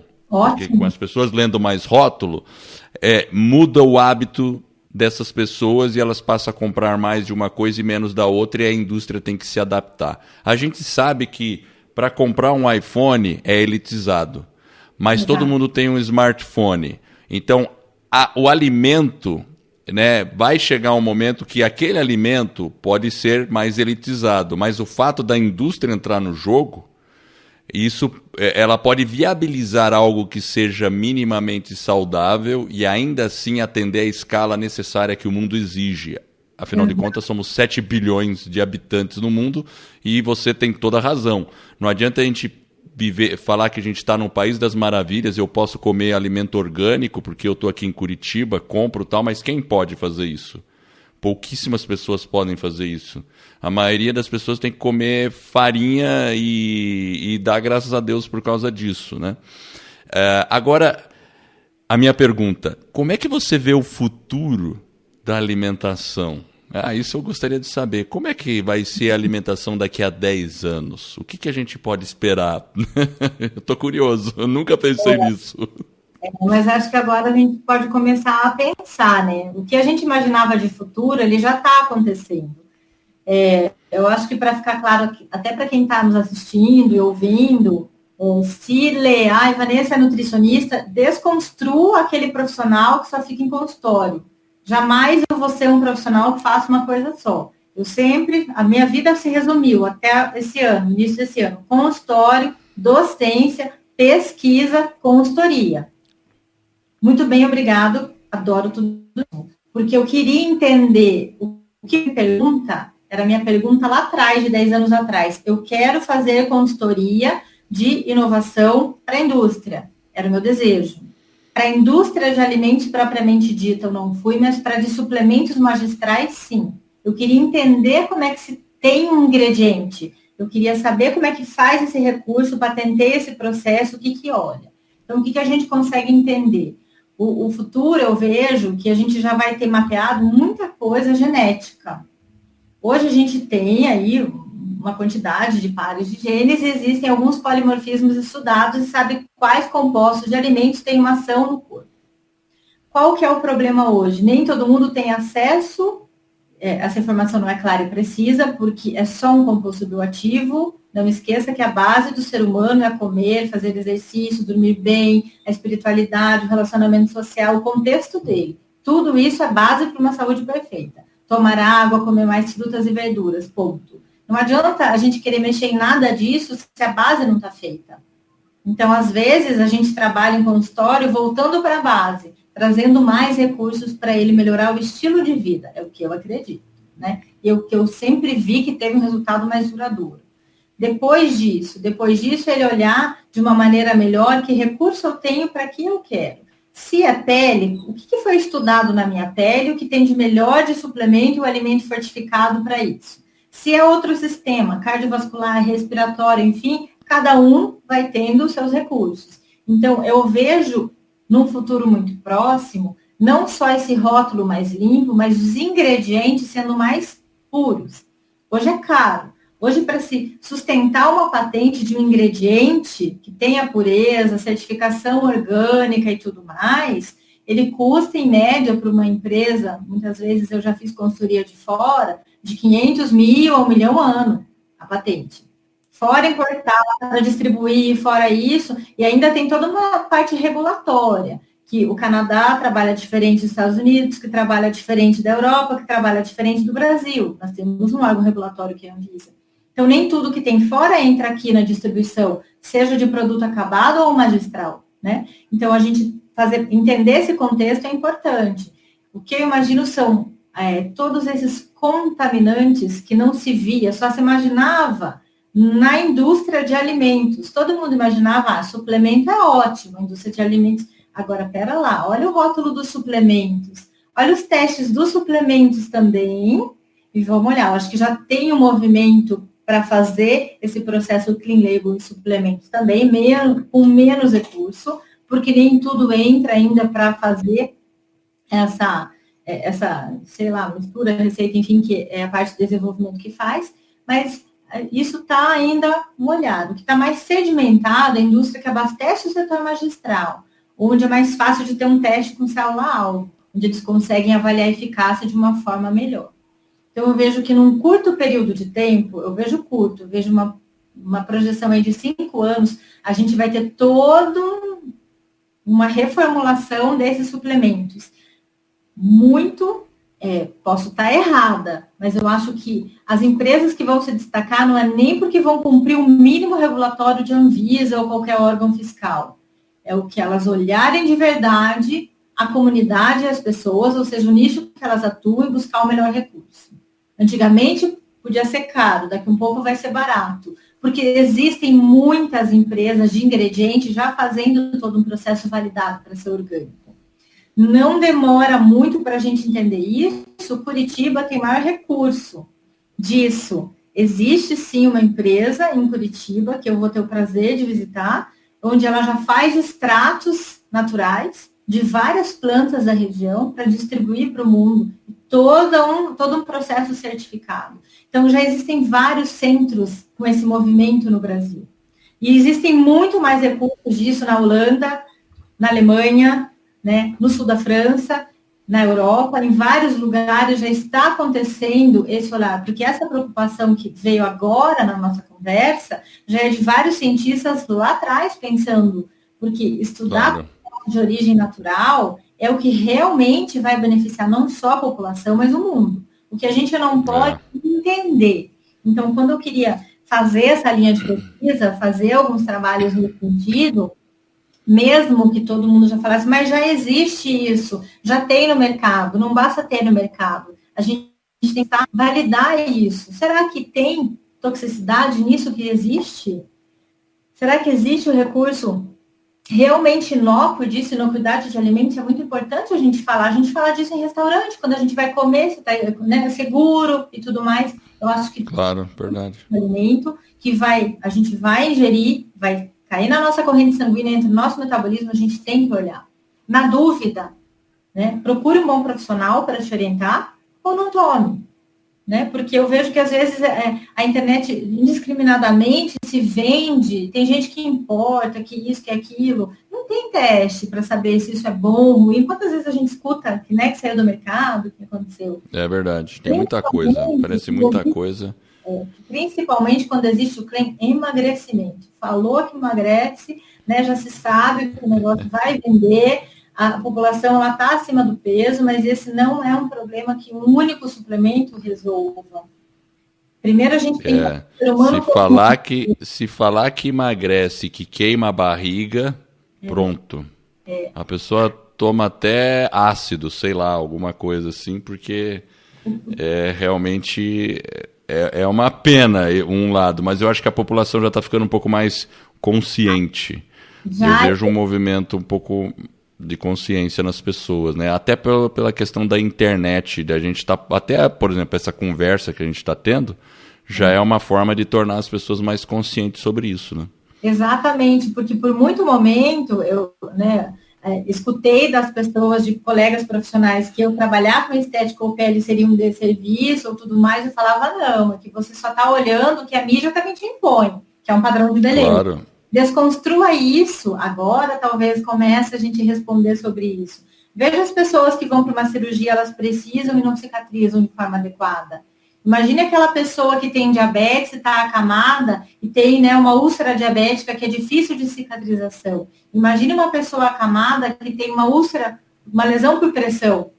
Imagine as pessoas que têm outras doenças, como psoríase, como pele sensível, como existe o câncer de pele também. Então, quando a gente fala de regeneração de tecido, tem muita coisa que é clínico que se estuda, que as pessoas não contam, mas com a internet hoje elas estão sabendo cada vez mais. Isso é muito legal. Isso é muito bom. Não se tinha uma campanha de prevenção de câncer de pele. Hoje se tem, né? Hoje tem várias coisas que se fala e a gente começa a entender que a minha questão pessoal, que era melhorar toda a parte da minha pele por conta de uma reatividade muito grande e tudo mais, ela é questão de muitas outras pessoas também, que precisam de um ingrediente mais natural, que precisam de recursos.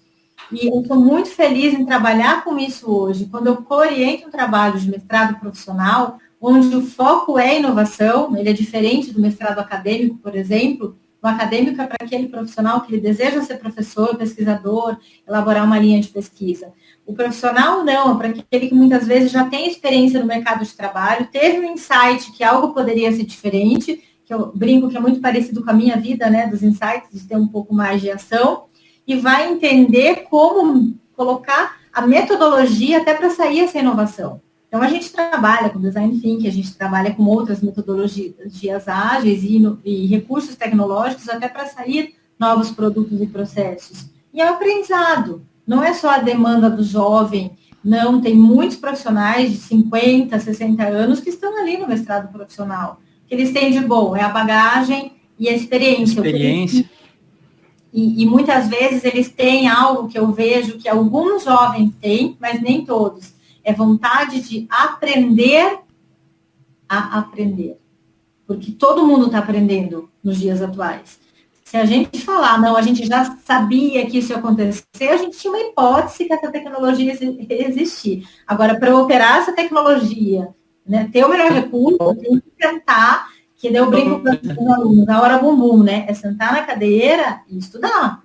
De alguma forma. É verdade. Tem que estar disposto a aprender o tempo todo. Exato. Verdade. Exato. E já que você começou, a gente agora falou um pouco de pele, de saúde e tudo, né? E você agora tem um podcast chamado, né, A Flor da Pele, né? É isso? Tenho. Na verdade, Lançou o podcast, ele Como é que veio foi essa jornada aí? a jornada do podcast. Antes do podcast, só para encurtar um assunto que ficou lá atrás, que talvez você nem lembre de tanto que eu falo, o quanto foi, eu lembro que eu perguntava, não existe como fazer isso, nutrição na cirurgia plástica, não existe. Logo que eu Sim, me lembro.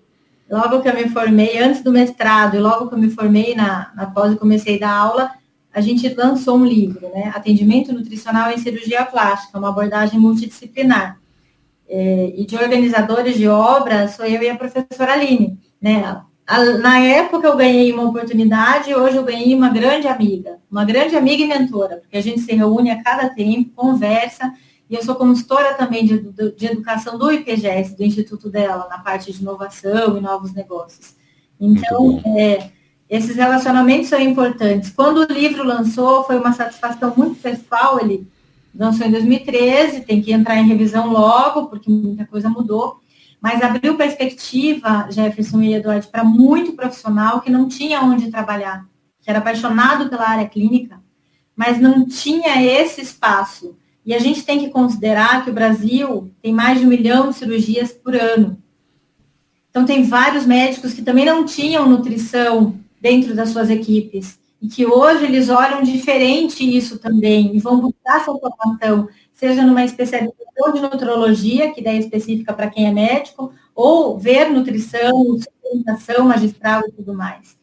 Então, quando isso fez um movimento maior, e eu muito dedicada à pesquisa, à docência, e chega uma hora que a gente faz muita coisa mesmo, não tem tempo, mesmo estudando e orientando projetos com tecnologia, sabendo que existe a internet, sabendo que existe o meio digital, e eu lembro que muitos alunos de 3 anos para cá, professora, você não vai fazer muita coisa, você não vai lançar um curso, isso, tem muita gente que está lançando, eu falava, eu sei que existe, mas calma, não dá tempo de fazer tudo, né? Não é assim, vou lançar um curso, vou lançar um podcast, eu tenho uma vontade, mas não é nesse timing, até porque, para entender um pouco mais até dessa parte que eu te expliquei para vocês da indústria, eu fui consultora da indústria e inovação. E o que muita gente não entende é quando a gente entra numa indústria de inovação, não é como se fosse, olha, gente, mostra nas redes sociais, estou aqui em tal indústria, vai ter uma inovação daqui a 3 anos. Não, você assina um monte de termo de confidencialidade, você nem pode dizer que você está lá, né? Porque é muito confidencial. As inovações, elas não surgem dessa forma que a gente imagina, né? Tão simples, não é uma novidade apenas. É todo um trabalho de 2 anos para um novo produto, um novo ingrediente ser lançado. E eu sabia que isso também tinha começo, meio e fim. Eu não sou especialista de marketing, mas como sempre trabalhei com tendência e com novos mercados, a gente sabe que todo produto tem um ciclo, inclusive nossas próprias atividades de consultoria. E eu queria sempre me preparar para o dia que meu ciclo de consultoria, eu sabia onde eu queria chegar e onde eu queria trabalhar. E há 2 anos eu realmente conquistei a consultoria que eu queria na área de inovação, que era saber esses processos todos de verdade, saber pesquisa, como faz patente, como extrai um produto e tudo mais. E quando eu consegui aquilo, eu já estava pensando o que eu vou fazer para frente. E foi aí que eu comecei a pensar, eu preciso melhorar a minha parte digital, eu preciso melhorar essa comunicação, eu preciso melhorar a minha própria comunicação para o público leigo. Como eu vou fazer isso? Eu comecei a estudar. Há 3 anos atrás, 4 anos atrás, eu comecei a estudar os meios de comunicações digitais para isso. E podcast era algo que era, se hoje ainda é pouco, lá atrás era menos ainda. Verdade. Mas me encantava porque, não sei se pela idade, pelo que é, mas eu adorava rádio quando era pequena. Eu adorava brincar de programas de rádio. Né? Porque rádio você entrevista, você fala de coisas diferentes. Exatamente. Histórias, eu sou criativa, eu adoro tudo isso. E eu falei, não, eu acho que podcast é algo que eu quero. Eu estava em vários grupos de professores ou pesquisadores de inovação, eu lembro que sempre surgia um podcast ali de alguém.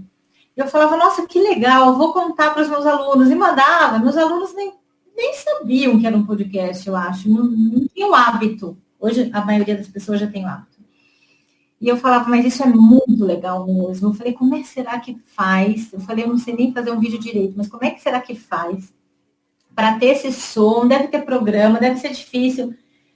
Eu chegava, sentava para fazer, mas eu tinha coisa para corrigir, outras coisas, ainda fazia consultório, ainda fazia consultoria, ainda dava aula, era muita coisa para mim. Falei, não dá, vou deixar isso de lado. E eu lembro que chegou um dia, eu perguntei para essa pessoa que sempre falava, Vanessa, olha, mais um episódio, divulgue para os seus alunos. Falei, posso te fazer uma pergunta? Fiz no WhatsApp. Pode. Como é que você faz? Você pode me dizer como você faz? Porque eu estou fazendo umas pesquisas e está muito difícil para fazer um. Mas se você me der um norte, pensei assim, uma coisa comum. Igual eu pediria para vocês, encontrei na rua, você me conta como é. Eu sempre dividi algumas coisas para as pessoas. É assim, faz dessa forma. E se você me der um norte, eu consigo. Quem faz é a minha esposa. Eu falei, mas ela não tem um passo a passo rápido? Não sei fazer para mim. Mas pode, a não ser que ela faça isso profissionalmente. Quanto custa? Foi a resposta mais grossa que eu tive na minha vida nos últimos anos. Tipo, é meu, é exclusivo, é pioneiro, ninguém mais vai ter. Quase assim. Eu falei, gente... que coisa. Eu falei, isso para mim não soa muito correto, porque eu já era orientadora do mestrado profissional, eu já tive aula com várias pessoas que trouxeram várias inovações de várias empresas grandes no setor. Eu falei, isso não me soa humano na inovação, e muito menos um pilar da inovação, porque por mais que a pessoa não quisesse me contar como ela faz, ela pode me direcionar igual eu direciono. Olha, eu não sei, eu não posso te auxiliar nesse momento, mas se você entrar no site do mestrado profissional, olhar os egressos e as dissertações, lá vai ter a metodologia, como ele aplicou Design Thinking, como ele aplicou o Delphi, como ele aplicou tudo. Método é reprodutível. Se você sentar e estudar, você faz também, né? De alguma forma. Eu imaginei que eu fizesse isso, não pedi para a pessoa me dizer exatamente, entrar comigo e fazer. Só para dar um norte, né? Norte, mas isso não é uma postura de quem compartilha, porque quem trabalha com inovação mesmo, com alto impacto social, de alto valor, não tem essa postura na atualidade. Então, me chocou assim, porque eu pensei, eu não gosto de julgar, mas eu imagino assim, isso para mim, eu estou fazendo um mercado, isso é mercadológico. É esse lado que eu acho que a inovação não é tão legal. Eu acho que tudo bem você fazer um podcast para vender, mas o movimento dele é democrático, né? Não pode ser só para vender. Esse é o ponto. Porque se as pessoas, quando você só quer vender, as pessoas vão perceber e não vai dar certo. Exato. Agora, quando você quer entregar algo de valor, tudo, aí é diferente. As pessoas passam a querer pagar.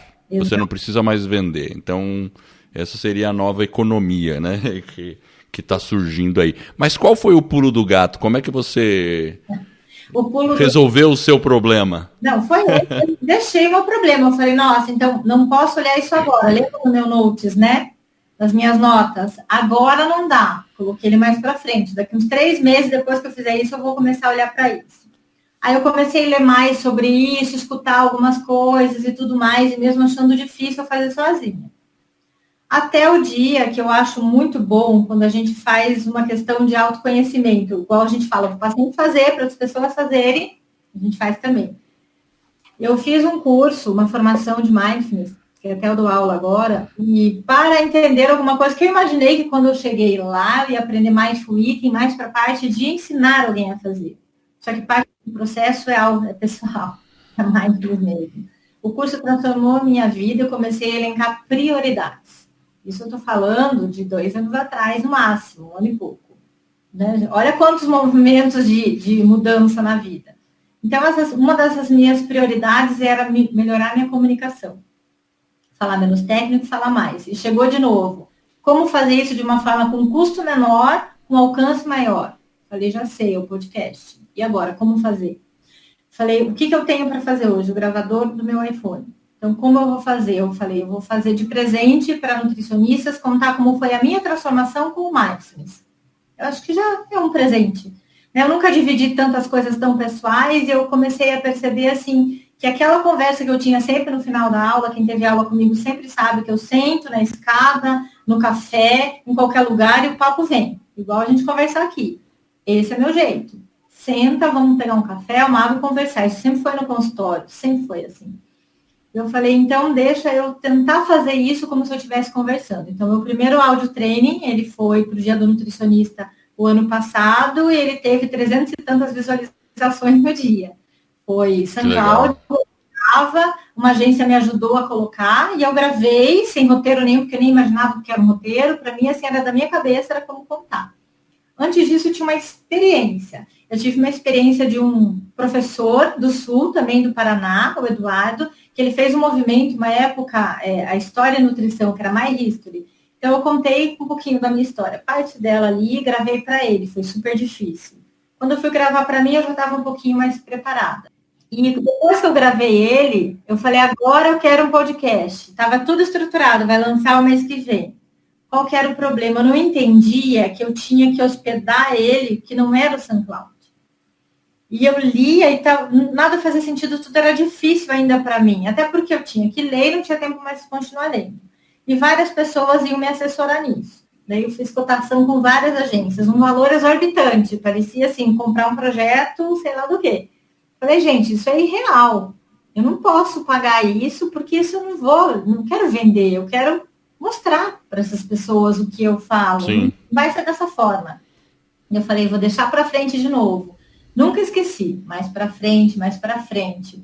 Até que o para frente chegou um momento que eu fiquei muito na casa dos meus pais. Fazia muito tempo que eu não fazia isso, de tirar férias para ficar com aquele que eu chamo de ócio criativo. Nem viajar, nem fazer nada, até porque esse ano é um ano que eu já estava projetando o ano passado, ano retrasado, dar menos aulas aqui para dar mais aulas fora do país. Então, isso já vinha de um planejamento. Eu já sabia em outubro que eu ia fazer umas 7 viagens internacionais esse ano, que para mim estava muito bom ficar mais com a minha mãe, né? E com os meus pais, e eu estava vendo um valor ótimo nisso. E eu deixei para ficar dezembro e praticamente janeiro inteiro em Curitiba. E eu não sei se a Siri escutou Curitiba, podcast, alguma coisa, e de repente, né, eu adoro inteligência artificial, que eu brinco com os meus alunos, você já falou isso, de repente mandando seu e-mail, você acha que é o universo te mostrando? Delas, não é o universo, se chama inteligência artificial, e isso é uma estratégia de marketing muito bem feita, que ele vai até você. E eu estava na escola do podcast, eu falei, eu não estou acreditando nisso. Eu falei, que bom que existe inteligência artificial, vamos lá, deixa eu ver o que é isso. E eu comecei a ler um pouquinho de vocês e falou assim, curso gratuito. Falei, tem certeza isso? Gratuito. Falei, não. Pois é. Falei, mas será que ele está vendo algo? Eu até me inscrevi para comprar o curso. Não está aberto à venda. Eu falei, vai abrir depois. Comecei a pensar em várias coisas de estratégia de marketing digital que eu já tinha lido. Aí eu falei, deixa eu entender um pouco mais e eu vou colocar. E quando eu baixei o e-book, eu li o e-book inteiro, óbvio, né? Em menos de uma hora. Todos os passos, eu anotei umas coisas. Eu cadastrei o e-mail, veio o primeiro, eu bati com o primeiro, eu falei, deixa eu ver mais para cá, vou ler mais para cá. Daí eu já entrei no site, já comecei a ler o blog, daí ver o que estava no YouTube, porque eu sou rápida, eu gosto, sou bem curiosa. Muito bom, isso aí. Isso, tem que baixar o Audacity, tem que fazer isso, tem que olhar ali. Já estava lá, quase gravando. Mas ainda confesso que eu tive um medo. Eu falei assim, agora, vou mandar o e-mail perguntando que era, você pode me dizer o que você mais ou menos fez? Mandei o e-mail. Enquanto eu não vi a resposta, eu já tinha feito todas as aulas, os áudios, já estava no YouTube, já estava vendo tudo. Quando veio o e-mail da resposta do Jefferson, eu já tinha, porque eu fui perguntando de uma mulher, eu quero fazer um canal como se fosse disso, que falasse de tudo. Aí eu li mais, escutei mais no YouTube e aprendi que não era dessa forma.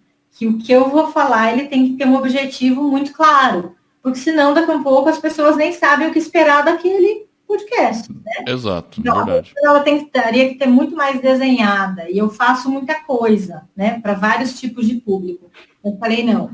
Então, eu acho que, já que eu vou fazer dessa forma gratuita, e é de verdade genuína, gratuita, para levar essa informação, mal ou bem, tudo que eu sou hoje veio por conta da nutrição e estética, minha curiosidade dos alimentos com a pele e tudo mais que eu fiz, eu vou retribuir com isso, porque tudo que eu ganhei disso é que me torna hoje, e todas as coisas que eu ganhei eu posso contar também para as pessoas. De uma forma que eu não vi, eu fiz uma busca, não tinha na época um podcast que falasse sobre isso. Alguns alunos até falam, professora, um podcast de nutrição e estética. Na verdade, não é só isso. Ele vai trazer informação para o leigo, né, para as pessoas, contar um pouco mais também de movimentos à flor da pele que me fizeram, ou que tiveram parte de mim nesse tempo aí de transformação. Aí eu já tinha definido, quando veio a resposta, foi quando eu respondi ele e falei, mas já lancei, foi assim, foi assim, foi assim. Eu estava conversando com uma moça que ia fazer uma parceria de algumas palestras esporádicas do Eu Mulher, de um projeto de mentoria que eu tenho, e ela fazia podcasts para uma outra amiga minha, né, uma moça que eu conheci num outro curso de formação. E daí eu falei, nossa, eu estou fazendo mais ou menos assim, mas é difícil, não sei muito bem encaixar a vinheta, isso, aquilo. Ela, não, eu faço para você, eu te ajudo. Eu falei, mesmo? Eu falei, nossa. Eu falei, então quando que você pode me ajudar? Daí ela falou assim, não, para quando você quer lançar? Pode ser domingo? Assim, isso era quinta. Ia lançar domingo. Eu falei, gente, eu 3 da escola do podcast. Eu bem assim. Aí eu falei, isso não é inteligência artificial. Eu falei, isso é o universo. Esse é o universo que há 10 anos eu estou tentando quase fazer isso. Brincadeira, dá menos tempo. Mas falei, não. Falei, eu sempre gosto daquela frase que, sei lá de quem é, se tiver medo, vai com medo mesmo. Falei, vamos embora. Vamos colocar no ar. Falei, você sabe como é que coloca no Spotify em todo lugar ao mesmo tempo? Lógico, é assim, assim, assim. Eu falei, gente, essa é uma informação que eu não consegui entender, porque eu ainda estou na aula 3, mas tudo bem, agora eu entendi.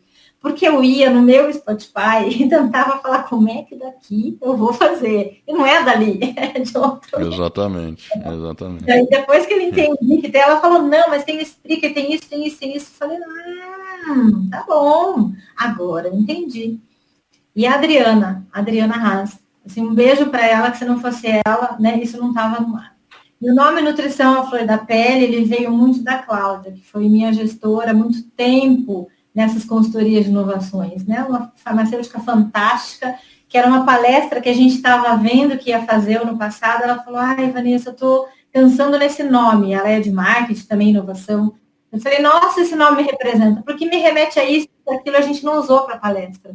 Quando a Adriana estava falando sobre isso, que nome dá, e o Edward já tinha me respondido que eu tinha que escolher um nicho mais focado. Eu falei, eu já sei, vai ser um nome que a gente não fez a palestra, porque ele tem tudo a ver, porque ele vai trazer, ora, momentos técnicos, de uma linguagem mais simples, e ora, coisas importantes para as pessoas valorizarem a sua pele.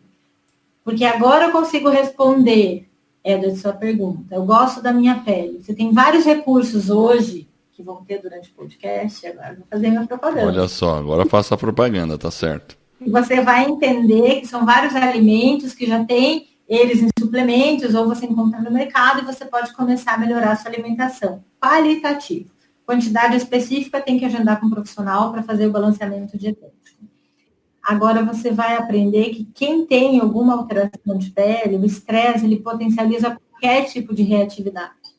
Por isso tem um momento no podcast que chama Mindful Beauty, que é você se reconectar com você e pensar na sua pele com carinho. Porque se você tiver o mesmo cuidado com ela quando você tem com qualquer outra coisa, isso é importante. E a gente começa a falar do começo desse podcast. A pele, sim, é o maior órgão visível do corpo humano. Sintetiza vários hormônios, várias sinalizações neuroendócrinas acontecem por meio dela. E muitas vezes as pessoas se esquecem disso, que ela é tão importante para a nossa saúde, né? Ela não é só tida como uma defesa, como tudo isso, ela faz parte do nosso corpo. E às vezes a gente julga, né? A gente julga e deprecia, porque a gente vê uma imagem no espelho, que é o que eu chamo, em alguns momentos, não esqueça que quando a gente falar aqui de beleza, a gente fala de beleza sem padrões. Você é belo conforme você é.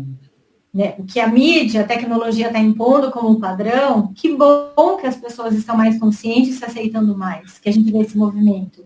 Lá atrás, quando eu comecei a estudar pele, existia um estigma de quem estudava a pele era precursor ou impulsionava momentos disfuncionais ou transtornos de imagem. Hoje se sabe que não é, que a pele é muito importante e que a gente precisa até de regenerar a cada momento ela, porque a gente tem outro tipo de poluição, não é só solar. A gente tem a poluição digital. Olha quantas horas a gente está aqui com luz, né? É verdade. Com luz direta Então, existe também trabalhos hoje de ativos, principalmente de compostos de origem naturais, que tenham também a reparação dessa pele em relação a essa luz, a essa exposição ao meio digital, que também causam aí várias coisas. Envelhecimento é intrínseco, é extrínseco, todo mundo vai envelhecer. O tempo que começou o nosso podcast, que foi lá às 8 da noite, são 22h19, ele não vai voltar, mas como a gente vai trabalhar com isso daqui para frente é muito importante, porque a gente vai viver mais. Isso não tenha dúvida. Com todos os recursos tecnológicos... A longevidade vai aumentar, né? Exato. A gente só não vai viver mais se Deus não quiser. Né? Cada um com a sua crença, mas se acontecer alguma coisa. Senão, a gente vai viver muito mais. Então, a nossa pele ela vai precisar de vários recursos, de vários olhares diferentes. Porque é ela que nos leva a vários locais, né? E quando a gente regenera um tecido, a gente não pode esquecer que tudo é sinérgico. É do tendão, é do osso, até o que a gente enxerga. Então, o convite do podcast é todo mundo olhar da pele para dentro, porque tem gente que não tem o conhecimento da biologia molecular, da nutrição, do metabolismo, da área da saúde, que é entender que beleza vem de dentro, de verdade, porque entende as reações. A grande maioria das pessoas olham a pele e elas veem mancha, sabe que algo não está bom, que tem uma coisa que não está interessante, ou algo que coça. Geralmente, as pessoas lembram da pele com algo ruim. É uma alergia, é um corte, é um trauma, né? É um beliscão, é um roxo. Então, a gente tem que pensar nisso também. Então, levar essa informação para todo tipo de pessoa. Né? E o seu podcast está disponível no Spotify e nas outras plataformas usuais. Todas as plataformas, Deezer, Spotify, Google Podcast. Excelente. Todas elas. E se Muito tiver bem. mais algumas que eu não sei... Tem 6 episódios já, certo? 6 episódios, legal. A gente fica, assim, muito feliz quando a gente vê que alguém lança um podcast, porque um objetivo nosso é realmente desmistificar esse negócio de que... Porque existe uma barreira, né, para a pessoa começar um podcast. E, claro, a gente sabe que tem agência que vai cobrar muito caro para fazer alguma coisa que muitas vezes a maioria das pessoas não precisa, porque o podcast é muito mais democrático do que a gente pensa. Então, esse é o nosso objetivo mesmo. Claro, a gente também tem um curso pago, porque algumas pessoas podem optar por fazer a coisa mais detalhada, e a gente sempre está agregando mais e mais conteúdo, porque a gente entende que é o seguinte: se uma pessoa ainda não sabe direito o que é um podcast, se ela está imaginando... primeiro eu tenho que desmistificar tudo, ensinar para ela, ela tem que estar apta até a fazer o podcast para depois saber se ela quer se profissionalizar dentro desse mundo. Aí quando ela começa a querer se profissionalizar e querer algo mais do podcast, muitas vão para o nosso curso pago. Então é dessa forma que a gente acabou falando aqui durante o nosso episódio, de que a gente procura oferecer alguma coisa para não ter assim, vamos dizer, para estar tudo bem claro para a pessoa. E aí o que acontece no processo? A gente está entregando, e aí as pessoas perguntam para a gente, e o que eu posso adquirir? Então, acontece que a gente não precisa mais vender, e é a nova economia que se descortina, vamos dizer assim, né? Vanessa. Estão de parabéns, não te cortando, já te cortando, desculpa, mas vocês estão de parabéns, porque eu já dei, acho que 3 aulas de pós-graduação, depois que eu comecei a ver mais o trabalho de vocês, e sempre eu cito: professora, como você faz um podcast? Eu não sei. Eu falei assim: você entra no site Escola do Podcast, procura de alguma forma e pede o curso gratuito. Você vai fazer. Falei, Exatamente. Você não precisa do outro, você precisa de hora bumbum, vai sentar e vai fazer. E eu Exatamente. vou dar aula em março, eu vou falar de novo. E eu falo assim, porque não adianta, as pessoas vão precisar saber. Existe um mito que sempre tudo vai ser muito caro, não precisa. E eu adorei quando você fala democrático, e comece como um hobby. E veja, exato. E depois você veja se é aquilo que você quer. Não vá pela moda. É moda. Eu já escutei de muita gente de marketing. A mídia do momento é podcast. Todo mundo tem que fazer, o valor é tanto. Falei, não é dessa forma que a vida funciona. Se a gente não Claro que não. Por que você não pode fazer as coisas? A gente está falando de humanização na saúde, eu, pelo menos, falo muito disso. Eu tenho que me dar prazer, você gravar, sentar, escrever o texto e fazer, e aprender os recursos. Se isso não for prazeroso, não quero. Não quero. Exatamente. É uma coisa que eu tenha que... Aliás, eu estou reposicionando toda ela para 2021 ser 90% digital. Né? Aqui é só o começo. Né? As pessoas imaginam que as pessoas mudam de forma sem planejar, né, a carreira. Eu falei, até para eu ir para a nutrição, de certa forma eu planejei, eu tive que estagnar, começar a ganhar dinheiro com outra coisa, perceber isso e ir para a nutrição. E eu vejo que a internet faz com que as pessoas se comparem e acham que todo mundo tem que ter o tempo do outro. Na verdade, não é assim. Cada um tem o seu próprio tempo. E cada um tem que ir descortinando o seu próprio caminho. É bem por aí mesmo. Olha, Vanessa, são 1h50 já de episódio. Assim, muita coisa, muito conteúdo. Foi fantástico. Eu realmente recomendo a todos a escutar o podcast da Vanessa. E como é que as pessoas podem entrar em contato com você, Vanessa? Olha, tem o próprio podcast, né? Existe o e-mail do podcast, que eu fiz, tem um site que chama vanessasuzuki.com. Tem as redes sociais, tem o Instagram, que é @VanessaSuzuki. Tem YouTube, ainda não ativei, mas calma, daqui uns dias, daqui um momento, né? Isso vai acontecer, já está no checklist do Notes. Mas acho que o site, o próprio e-mail, contato @vanessasuzuki.com.br, pode entrar em contato. Tem os dois, né, o .com e o .br, até por conta dos domínios das plataformas que existem. Claro. A forma mais virtual e tecnológica, mais rápida que existe na atualidade, né? E fico muito feliz de poder contribuir, de certa forma, com a minha experiência. Vocês já perceberam que eu gosto de falar, pode me convidar sempre para temas diversos, né? Porque eu acho que eu agradeço muito a sua presença. Foi uma conversa fantástica. O nosso público, né, que tem um grande interesse por desenvolvimento pessoal, saúde de modo geral, com certeza se beneficia bastante. Então eu agradeço bastante essa conversa. Muito obrigado. Eu estou mais ainda emocionada e lisonjeada. Não sei nem se eu estou... Chega assim, encantamento já sempre. Eu falei para o Eduardo aquele dia, a gente ia conversar 10 minutos, conversamos 1 hora. Porque eu preciso mesmo elogiar cada vez mais essa iniciativa, principalmente a gratuita de vocês, que se a pessoa chegar, não só, obviamente, no Vida nos Trilhos, ele vai se desenvolver, tem várias histórias muito interessantes, mas não é só isso. Quando vocês começam a democratizar o podcast, vocês dão voz para muita gente também começar a pegar o gosto pela tecnologia. A tecnologia ela vai ser inerente de qualquer ser humano daqui para frente. E o mais gostoso é ouvir das lives de vocês ou das entrevistas que pessoas de 60, 70 anos, elas estão como hobby fazendo.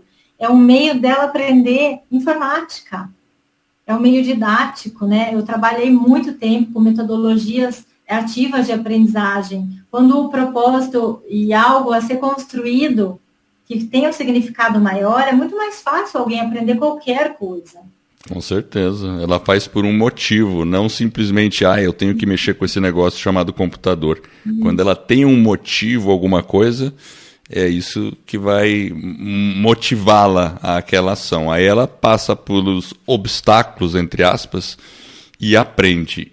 E não só pessoas velhas, né? Tem pessoas jovens, tem alunos aí do Brasil inteiro, que com apenas um celular ela pode fazer um podcast. Isso a gente fica muito agradecido. E toda vez que a gente escuta um aluno lançando, a gente também fica feliz. Não, certo, Jefferson?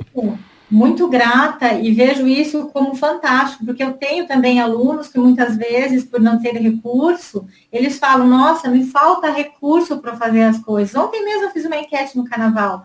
Por que você não faz diferente sabendo que tem? Falta recurso ou falta ação? Falta recurso financeiro, não ação.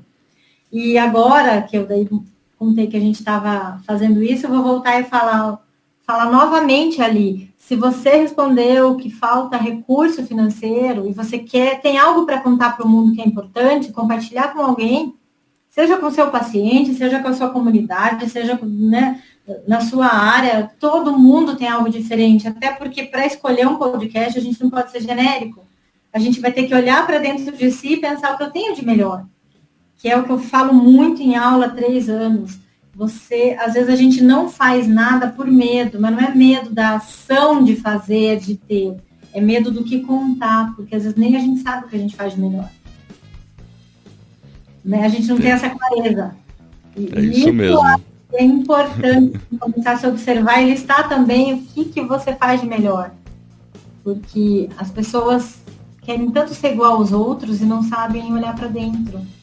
E olhar para dentro é a primeira pergunta que você me fez. Como era você na infância? Eu sempre falo, observem-se vocês na infância. O que vocês faziam de melhor, que todo mundo gostava, vocês gostavam. Traz agora para o mundo de adulto. Isso aí tem muito significado. Eu mesmo outro dia estava comentando isso. Às vezes eu fico olhando para minha infância e percebo muitas coisas que eu estou fazendo hoje. E aí dá significado. Mas olha, mais uma vez, obrigado. Eu agradeço. E Vanessa. agradeço bastante.